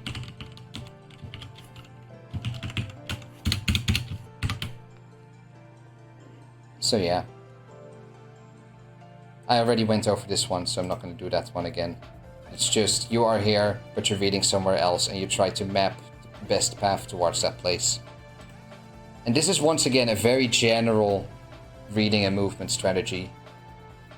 Because depending on the card, you might have to add in a little bit of tap dodging. Like, how are you going to get to that place? Are you going to use tap dodging, or are you going to make like a pursuit? Are you going to dash towards it? You know, in reality, you can't really rely on one strategy. It's usually a combination of strategies.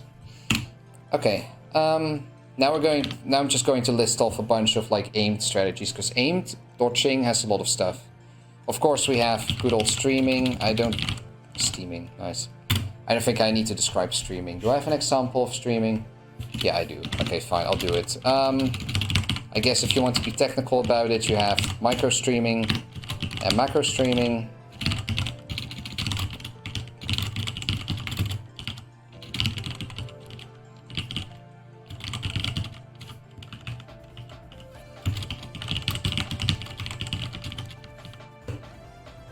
Yeah, about stage 3, exactly. That's a good case of micro streaming.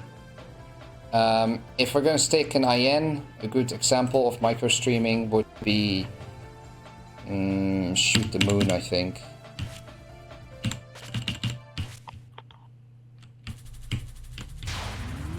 Because all you're doing here,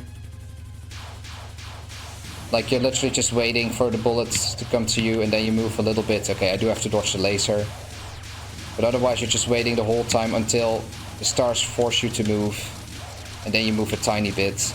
And then the bullets form a stream. We're all familiar with micro streaming. This is basic stuff. I don't have to mention that on this. Now, Misty a final spell? Not really, honestly. At least not as far as I can tell. That was hard mode, I think, by the way. Doesn't matter. Same strat. Then we have macro streaming. There's not a very good example of macro streaming in this. Good examples that I can think of are... I think the best example is LOL K stage 4. At the very beginning, you have these yin-yangs that shoot in a very, like, inaccurate fashion. That is macro streaming. Because then you're just constantly trying to sort of avoid, like, the cone of possible aimed directions that can come at you, instead of exactly making a stream of bullets. POFE as well. POFE has like inaccurate aimed bullets all the time. So that is what macro streaming is like. It's just less precise streaming. UFO stage 3 spin section, exactly. Good job, chat. Byakuran second non is also a very nice example. That's a very extreme macro streaming, but a very nice example too. Lend an example that I don't know. Probably correct, but I don't know that one. So yeah, that is macro streaming. I think the best example that I can show in IN, but it's not beautiful, would be... I have like Japanese and English together. It's very confusing. This one? Fujiyama Volcano. It's the one I'm looking for. So you have this big ball, but then for these little arrowhead streams, I'm not being precise at all. I just want to make like... I still want to make a stream, but I'm not being precise about the stream. I just want to make sure that I have room left to move in on the other side. That's all I care about. But I'm still not moving super fast. Macro streaming isn't me like flying over the screen like this, because that makes it much harder. As you can tell. If I do that, then I don't have any space left. Or I have to misdirect or something weird. So yeah, that's the difference between micro and macro streaming. If you have aimed components in your card, you will usually use one of these two. Normal Meister is macro stream. I actually kind of disagree with that, but I cannot really discuss that right now, I think, or it will get too long. I feel you barely stream at all in Scarlet Meister. Instead, you go for misdirects. And that's it. Oh, Scarlet Shoot, maybe. Yeah, sure. Maybe. I don't know Scarlet Shoot too well. Okay. Then there's Misdirection. I think most are also familiar with this one. It's part of streaming, usually. Yeah, breaking. Notepad is not on screen. Yeah, it's fine. I'll show it. I was just typing first. Yeah, I don't know how to call it exactly. Oh, hey, let's do that. No, actually, no, this is not true. That is restreaming. What I'm describing now. Restreaming.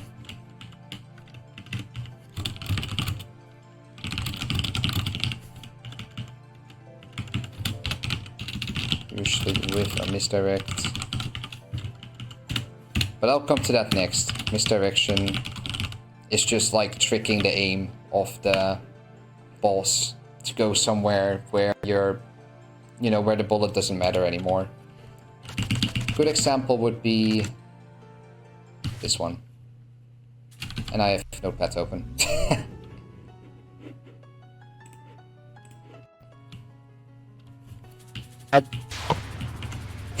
Yeah, exactly, Gastari.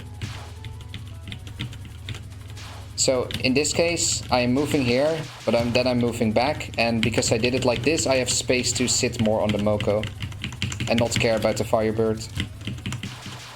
Now I'm sitting here, and now I go here. Very clear example of a misdirect.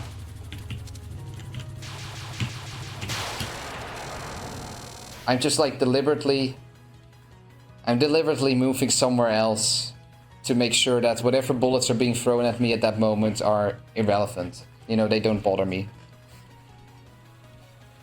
Okay, that's a misdirect. Then a restream is using that kind of logic to break a stream so you can move back the other way. I think this is also pretty obvious for most people, but I will still show a quick example. You don't need to do that much restreaming in IN, I think. What did I give as example for it? I gave Rainbow Damaku as an example, I guess. Like... doing Sorry? What about Horai Jewel? No. Bro, Horai Jewel is too chimp. You can just do the whole thing statically, so I don't really like that example. Technically you could, but... it's a bit too difficult to use it as an example here. But yeah. No, I really mean like normal modes. Honest Man's Death, you don't really... well, yeah, I guess you restream it, but it's not a nice example for here. I want like a clear stream of bullets, so it's most clear in this example. So usually you restream by moving quickly to another place, and also looking at whether there are bullets being aimed at you or not. I actually kind of fucked that up. But here, you can see, like, I wait this one out, and then I move here, and now I have space. Now I can just wait here until that stream is gone, And I could just keep doing the card like that.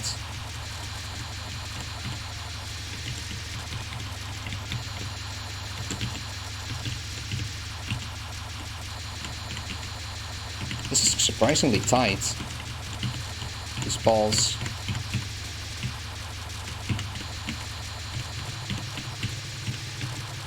Huh. Wow.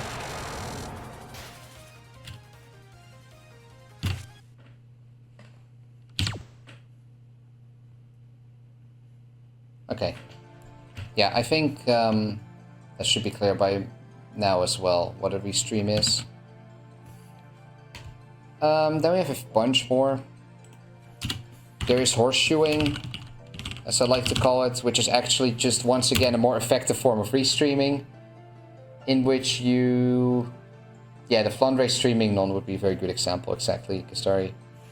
Horseshoeing is what people do in POFE a lot, I think. It's basically the most effective form of restreaming, where not only do you move at the bottom of the screen to stay as far away from the bullet spawn point as possible, so you can make like the most dense stream imaginable, but you also move like in a horseshoe shape. So you move in a circle pattern, because technically most of the time you'll be dealing with a radial pattern. So if you want to keep consistent distance, if you want to make sure that every little bit of distance works the same, then you want to move in a circular fashion.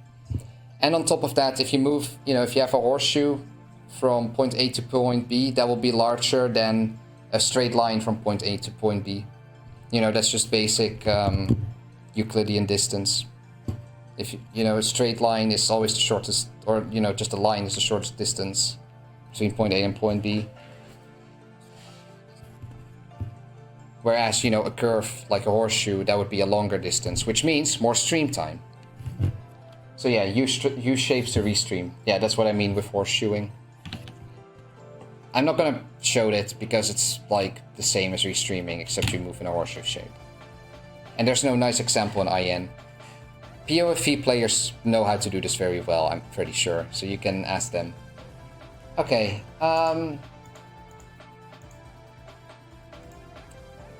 then there are a few more obscure ones, and these are also the last strategies that I will describe, like the last sort of fundamental strategies that you can use for your movement. But I don't have any good examples for this in IN, so I will probably boot up LoL, and I'll play a card that I haven't done in forever, so this might get a bit weird.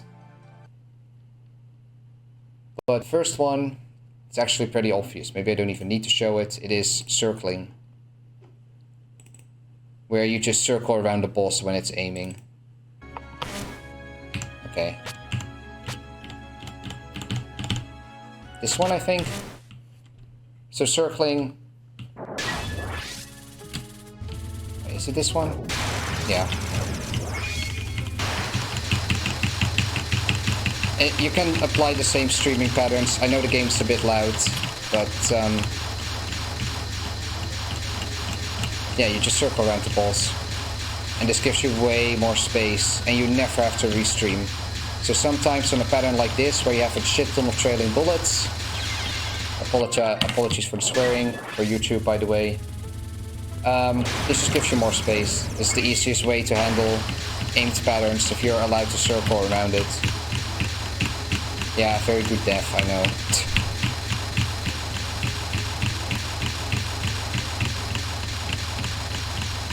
It's been a while since I did this card, so I kinda forgot the streaming rhythm.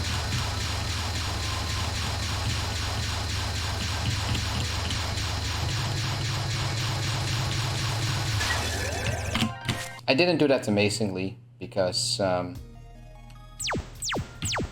it's been a while since I did that part. If I wasn't playing Reimu, I would have probably gotten stuck there. But you can do the same thing with Marissa and Raisin. It's still the best strategy. I'm quite sure. So that is circling. I'm not going to put it down on Notepad, because it's... Well, actually, no, I will. It's very obvious, though. Circling. There. Though I have one thing to add to that. There is outside circling. And there's this kind of meme movement pattern called inside circling. By the way, there are so many movement like patterns, movement strategies. I'm not going to cover them all. I'm just covering like the most fundamental ones. Though this one is a bit wacky. Inside circling. You don't see it much, but I still want to mention it. Sometimes on some patterns it can actually be pretty useful. Maybe chat knows more examples, but the example I will take is double spoilers 11 free.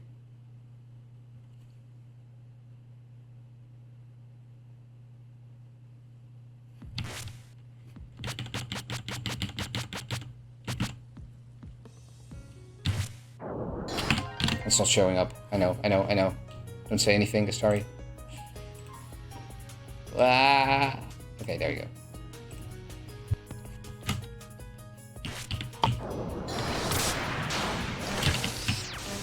So, you know, I have a route for this, but say you're playing this casually.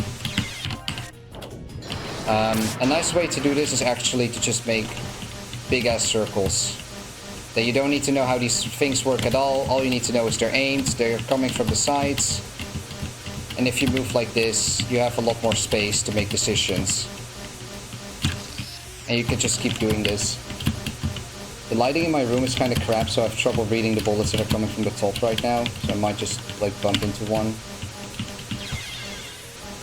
But this keeps you alive for a very long time. Try to actually capture it like this for a bit. Also, it tends to be a bit smaller. I'm sorry, I'm so used to the route that I'm kind of lost on how to guerrilla this now, but... Because I constantly want to go back to my route, but...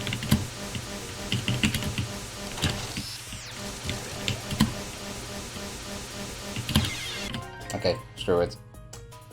However, still a good strategy. In some niche cases, like, this thing has a route, so I constantly just kind of want to do this instead.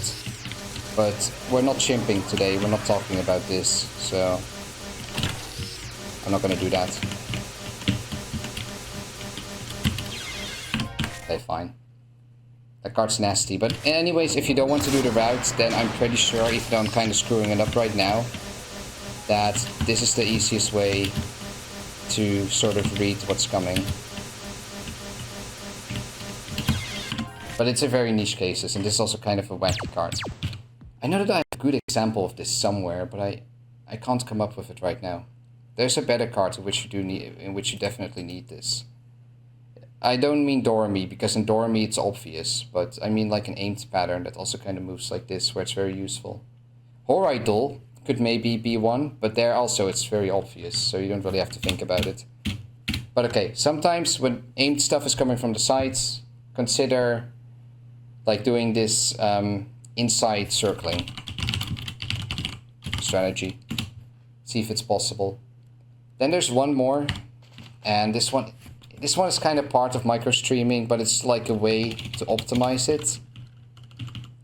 I will maybe therefore add it here.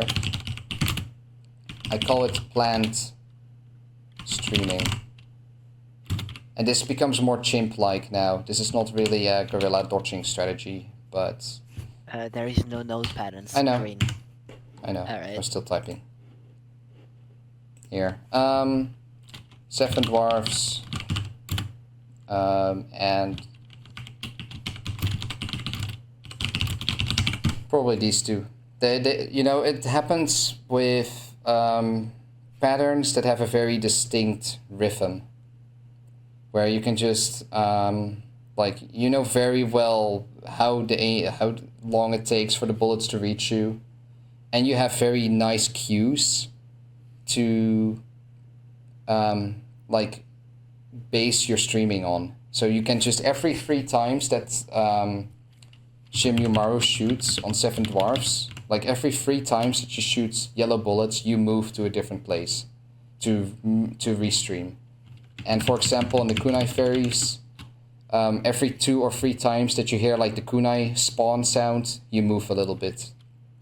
And then you can have a very effective, very consistent streaming strategy. Though this is more of a, you know, we're getting into like chimp territory, so I'm also not going to show it. But this is just a general strategy that you can use to optimize your micro streaming. What about Orin Ghost Wheels? That is also an example. I think you wait like 2 Orin Ghost Wheels before you move. Orin Ghost Wheels is... this is one I can actually show. This is a pretty good example. I didn't even think of that one.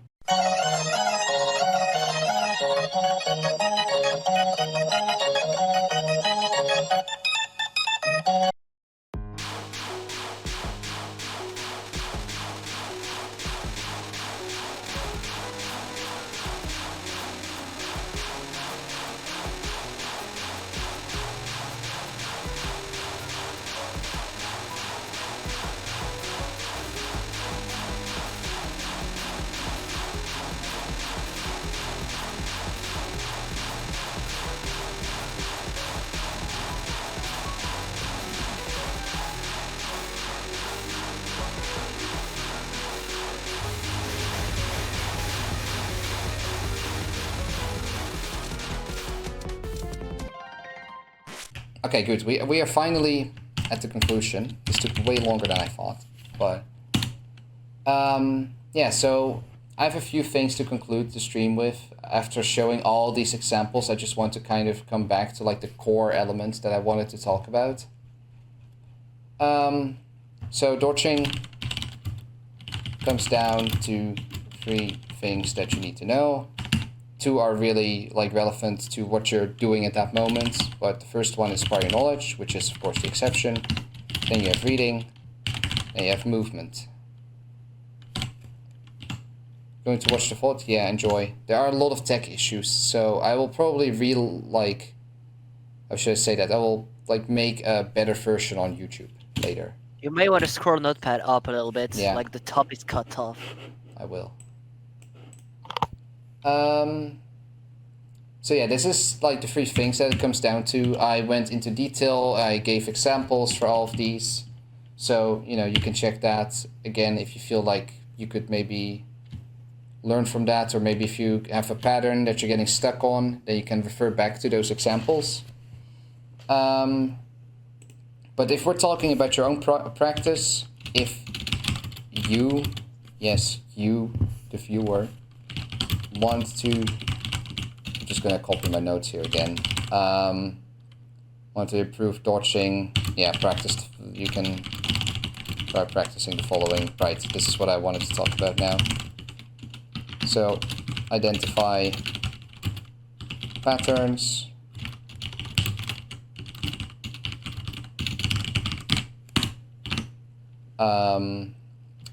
Evaluate your current reading window.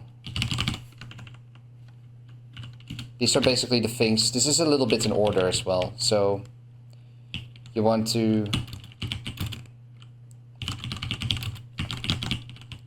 see what you already know. I know we're talking somewhat towards chimp again, but if you want to be most effective in your dodging, you just need to have prior knowledge. So yeah, you want to identify like how does the pattern behave.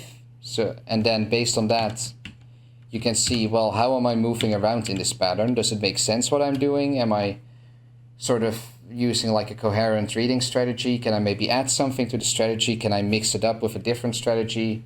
Can I use them both and use one at a certain moment of the pattern and then use the other one at another moment of the pattern? So you want to evaluate that. The same goes for movement strategies. Just want to think about that a lot. And then once you have like, I guess you could call them hypotheses. Once you have like different ideas that you want to test out, then you should just experiment with them.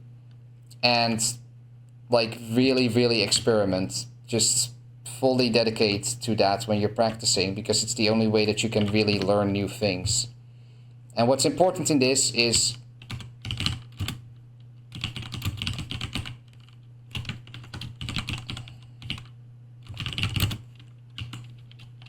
I'll give a few ones just to show the importance. I see new players do this sometimes, and it makes me, or not even new players, also later players. It kind of disgusts me when people do this. Spell history is not a good indicator of your current skill. It is not even an indicator of your consistency. Spell practice is an aggregation of a shit ton of little moments in which you attempted the card, and these could have been months ago. These could have been maybe super recently. They could have been like with strategy A. They could have been with strategy B.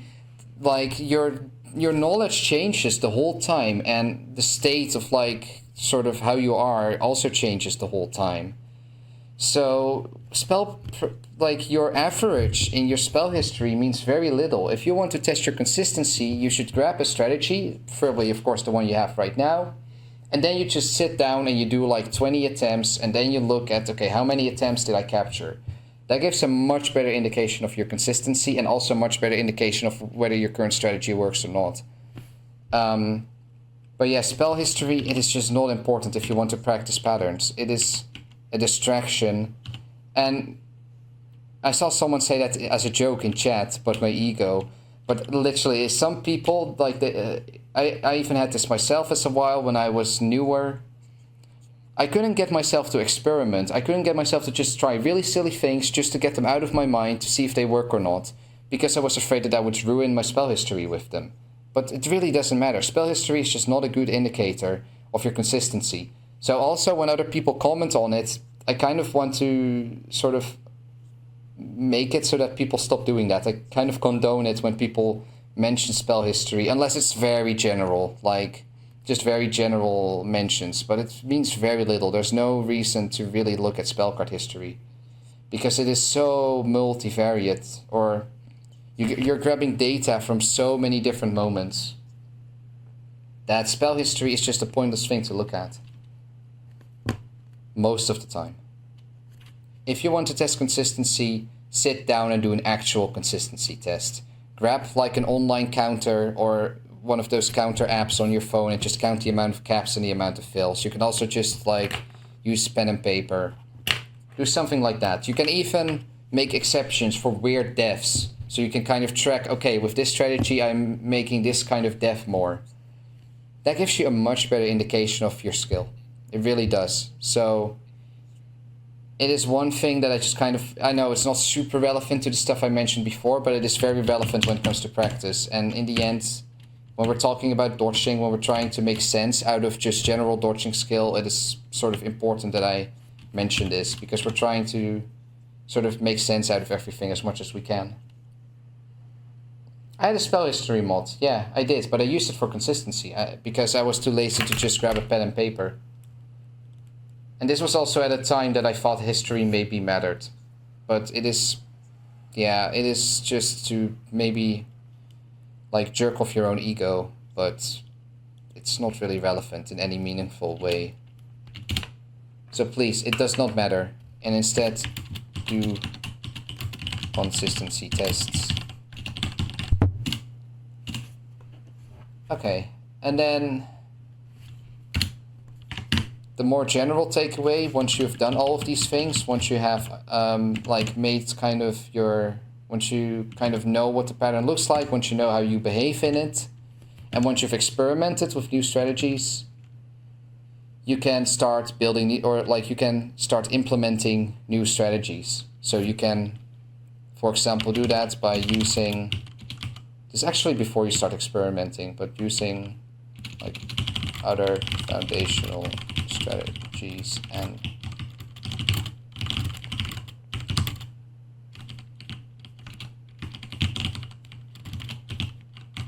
maybe even remove old ones. Touhou should stop with spell card history shaming, exactly. No point. Big SMH. So what I tend to do with cards that I've never seen before is usually I start off with tap dodging, and then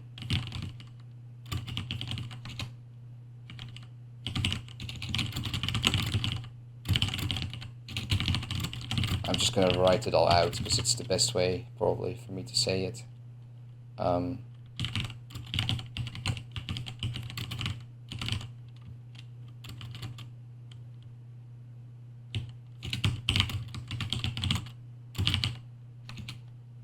How did I call it again?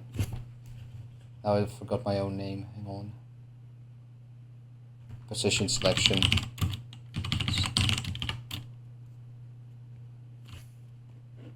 I'll make it a bit longer.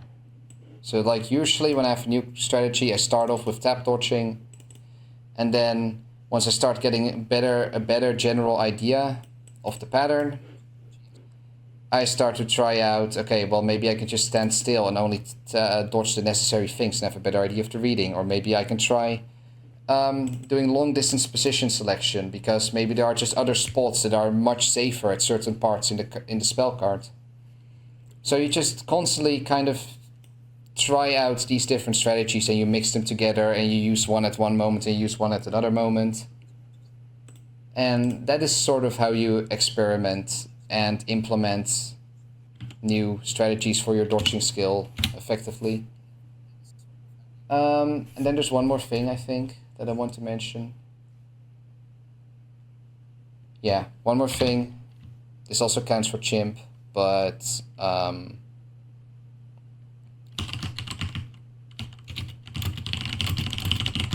this is just very useful because, well, we're social animals, I guess. I don't know. I can say something pseudo-intellectual, but like, no.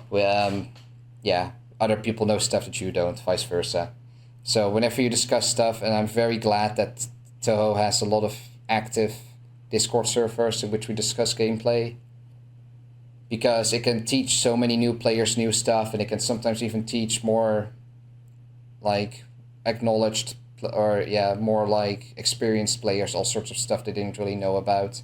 And when it comes to like general dodging skill, I think we know very little, and it's not really an exact science for anyone yet.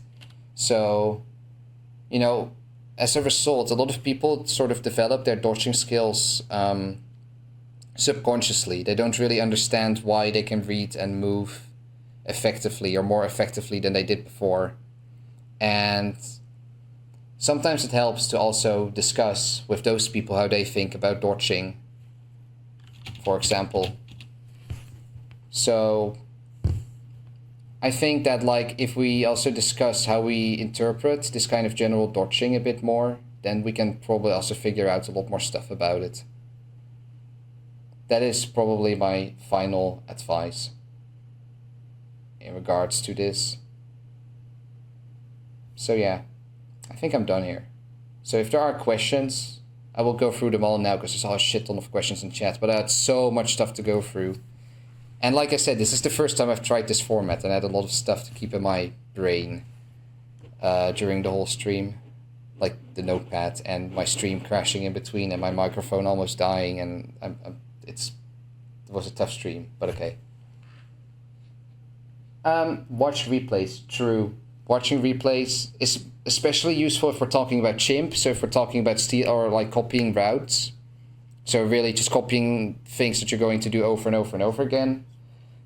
But sometimes for general dodging, especially if you're actually talking with the person that has done the replay, that has made the replay, then he can tell you about his reading window or how he approached something, and then it maybe reflects in his gameplay as well. I think there were more questions in chat before. Now I'm not seeing many questions. What server am I in? General Touhou server is actually... oh, yeah, sorry. The Touhou server and then the Touhou channel. Not the general channel. No, I mean the Touhou channel is actually a place where people discuss gameplay a lot and at also different sorts of levels. So that is actually a good server. I would say the TRS server, but this is of course associated with twitch.tv/Touhou Replay Showcase. So It's gonna become but a even community then, now, though. yeah, it's also kind of its own community. But I mean, I can send it if you there want. people talk there. Yeah, you can post it in chat. There Alright. people also talk a lot about like shoot 'em up strategies in the Schmoop channel. Yeah, there are more specific ones that I'm not really a part of as well, but I don't really know them too well. I'm mostly active in these two. I would say Mino Surfer, but Mino Surfer's kind of dead right now. So, like, on by choice, sort of. We're not really using that one anymore. Instead, we're on TRS. Yeah, I would say those two, for sure. Touhou and TRS are good surfers if you want to like discuss gameplay. POFE surfer if you want to get into POFE PvP, for sure. If you want to do like, you know, POFE matches, then of course there's the POFE server, which Knirgesh is also allowed to post in the chat right now. How do you handle the endless stage 1 resets that happen when you start on a higher difficulty than usual? Wait, hang on, I need some water again.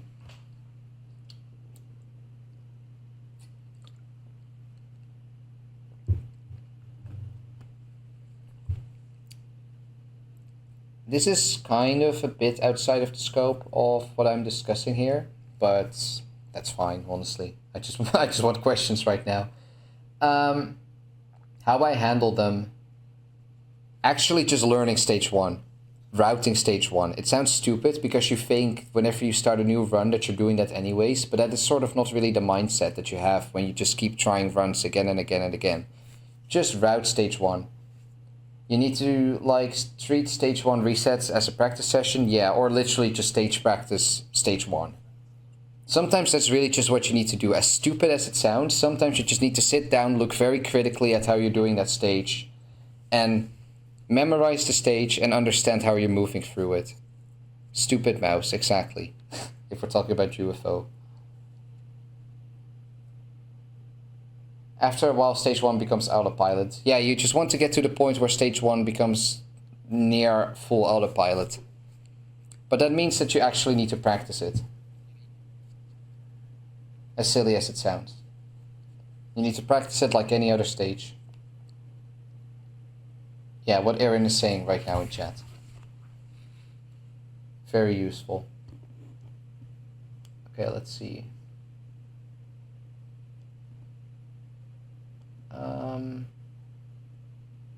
Are there other questions?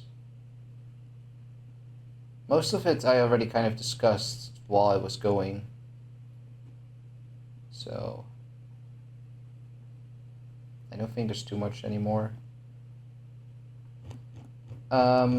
Maybe certain patterns that I could still use as an example. Oh, that of course as well, James. Yeah, just practice the later stages so you don't have to do many runs, of course.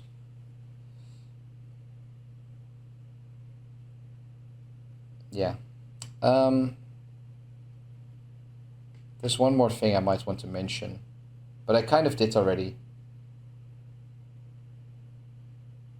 Okay, that is really outside of the... Or, well, maybe it is. Maybe it is. How do you handle with the emotions that you feel when you get close to an LNN? So you mean, like, how do you deal with the pressure of being on a good pace, but having the chance of messing it up completely? How do I deal with that? I mean, how do I? I've never been the most stressful person when it comes to, like, on-pace runs.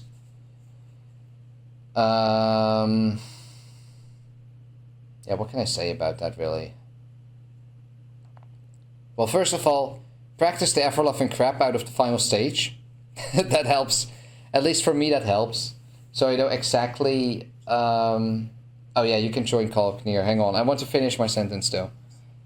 Practice those parts that you get most nervous about, of course. Like, just make sure that you know exactly... like, how far you can know everything in the card.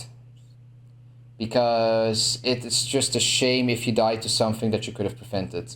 But when you just, like, die to something that is RNG or you just missed a read, then, well, so be it. No reason to get very nervous over that. But yeah, I don't have too much advice anymore. I'll give Nirgesh the mic, I guess. Yo, hello, does my mic work? It works perfectly.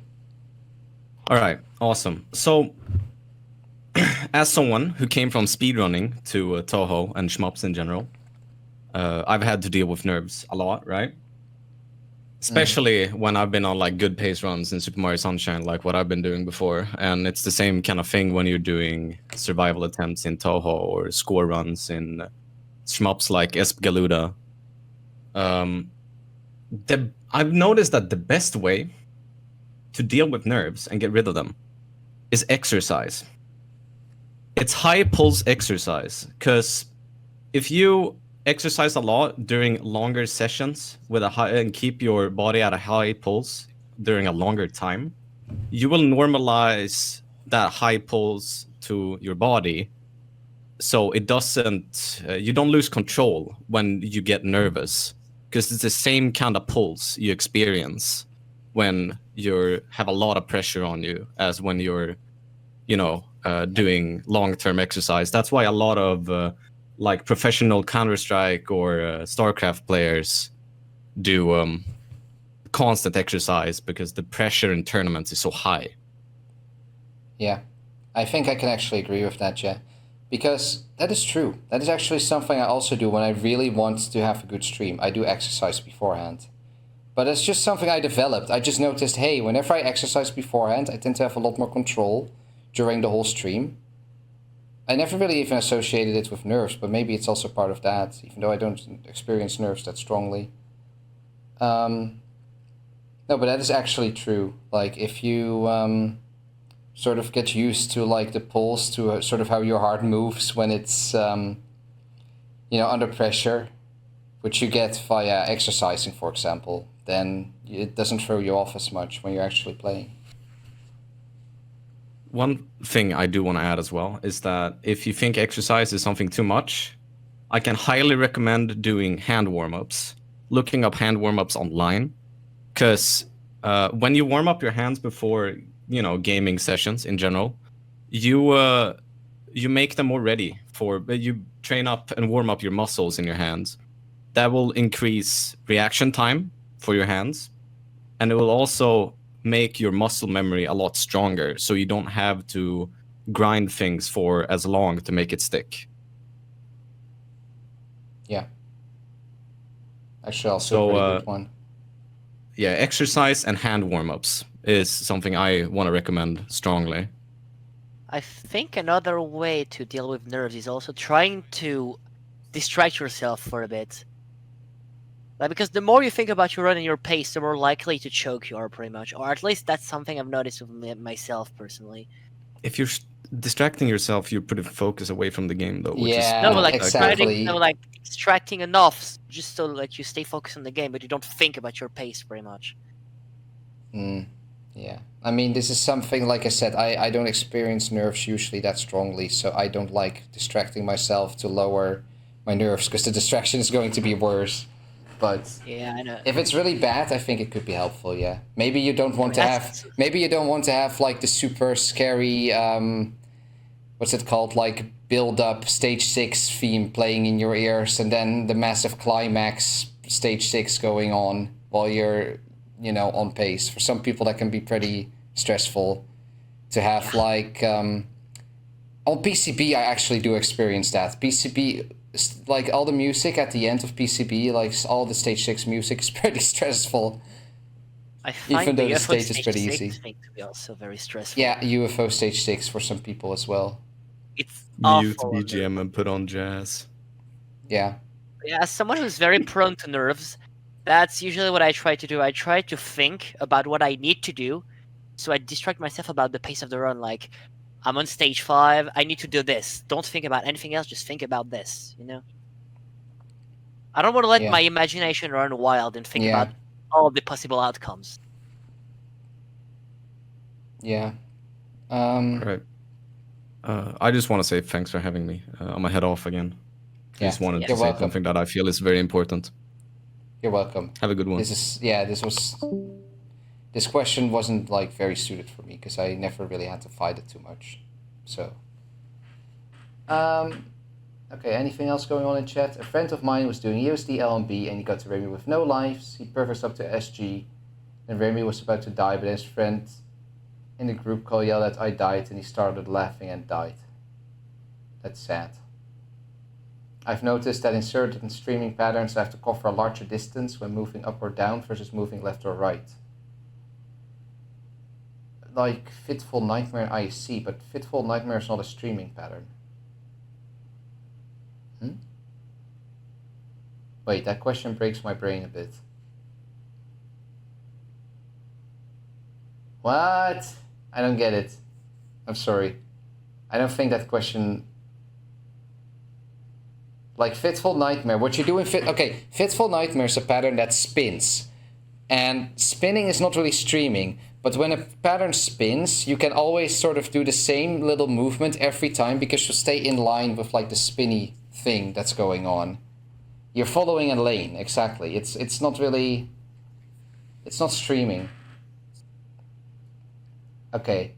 You have to cover a larger distance when moving up or down.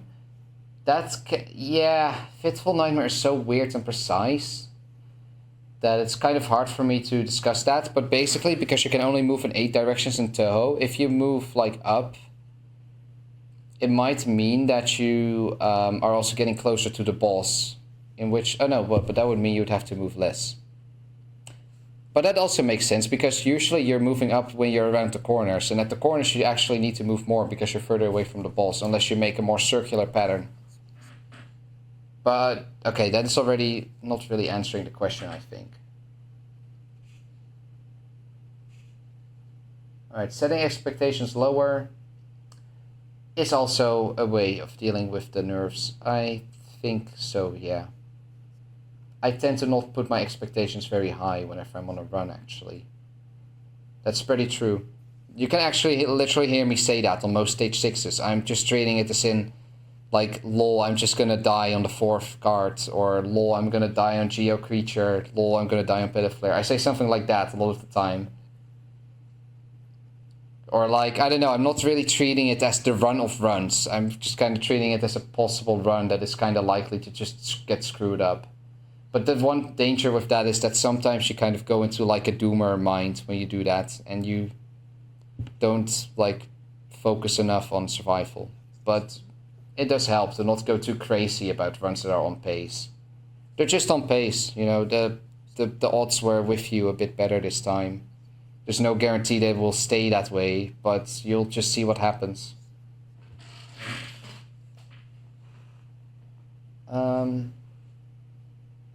Sig says, I generally tend to think that taking notice of how you breathe and trying to breathe calmly, maybe pause can help too. Yeah, for some people... I think it does. Some people do like to pause and then continue and get their breathing back, but I personally do not like to pause. I really like to stay in the flow of the game. So this is very personal. Yeah, Gastari is saying it too now. It's kind of personal. You know, some people like distractions, some people don't. Some people like to pause and get their breathing back. For some people, that only makes it worse. Yeah, I think these are all possible ways, and you should just kind of try them out and see what fits best. I think that's the most logical way of, like, advising these different methods. Yeah.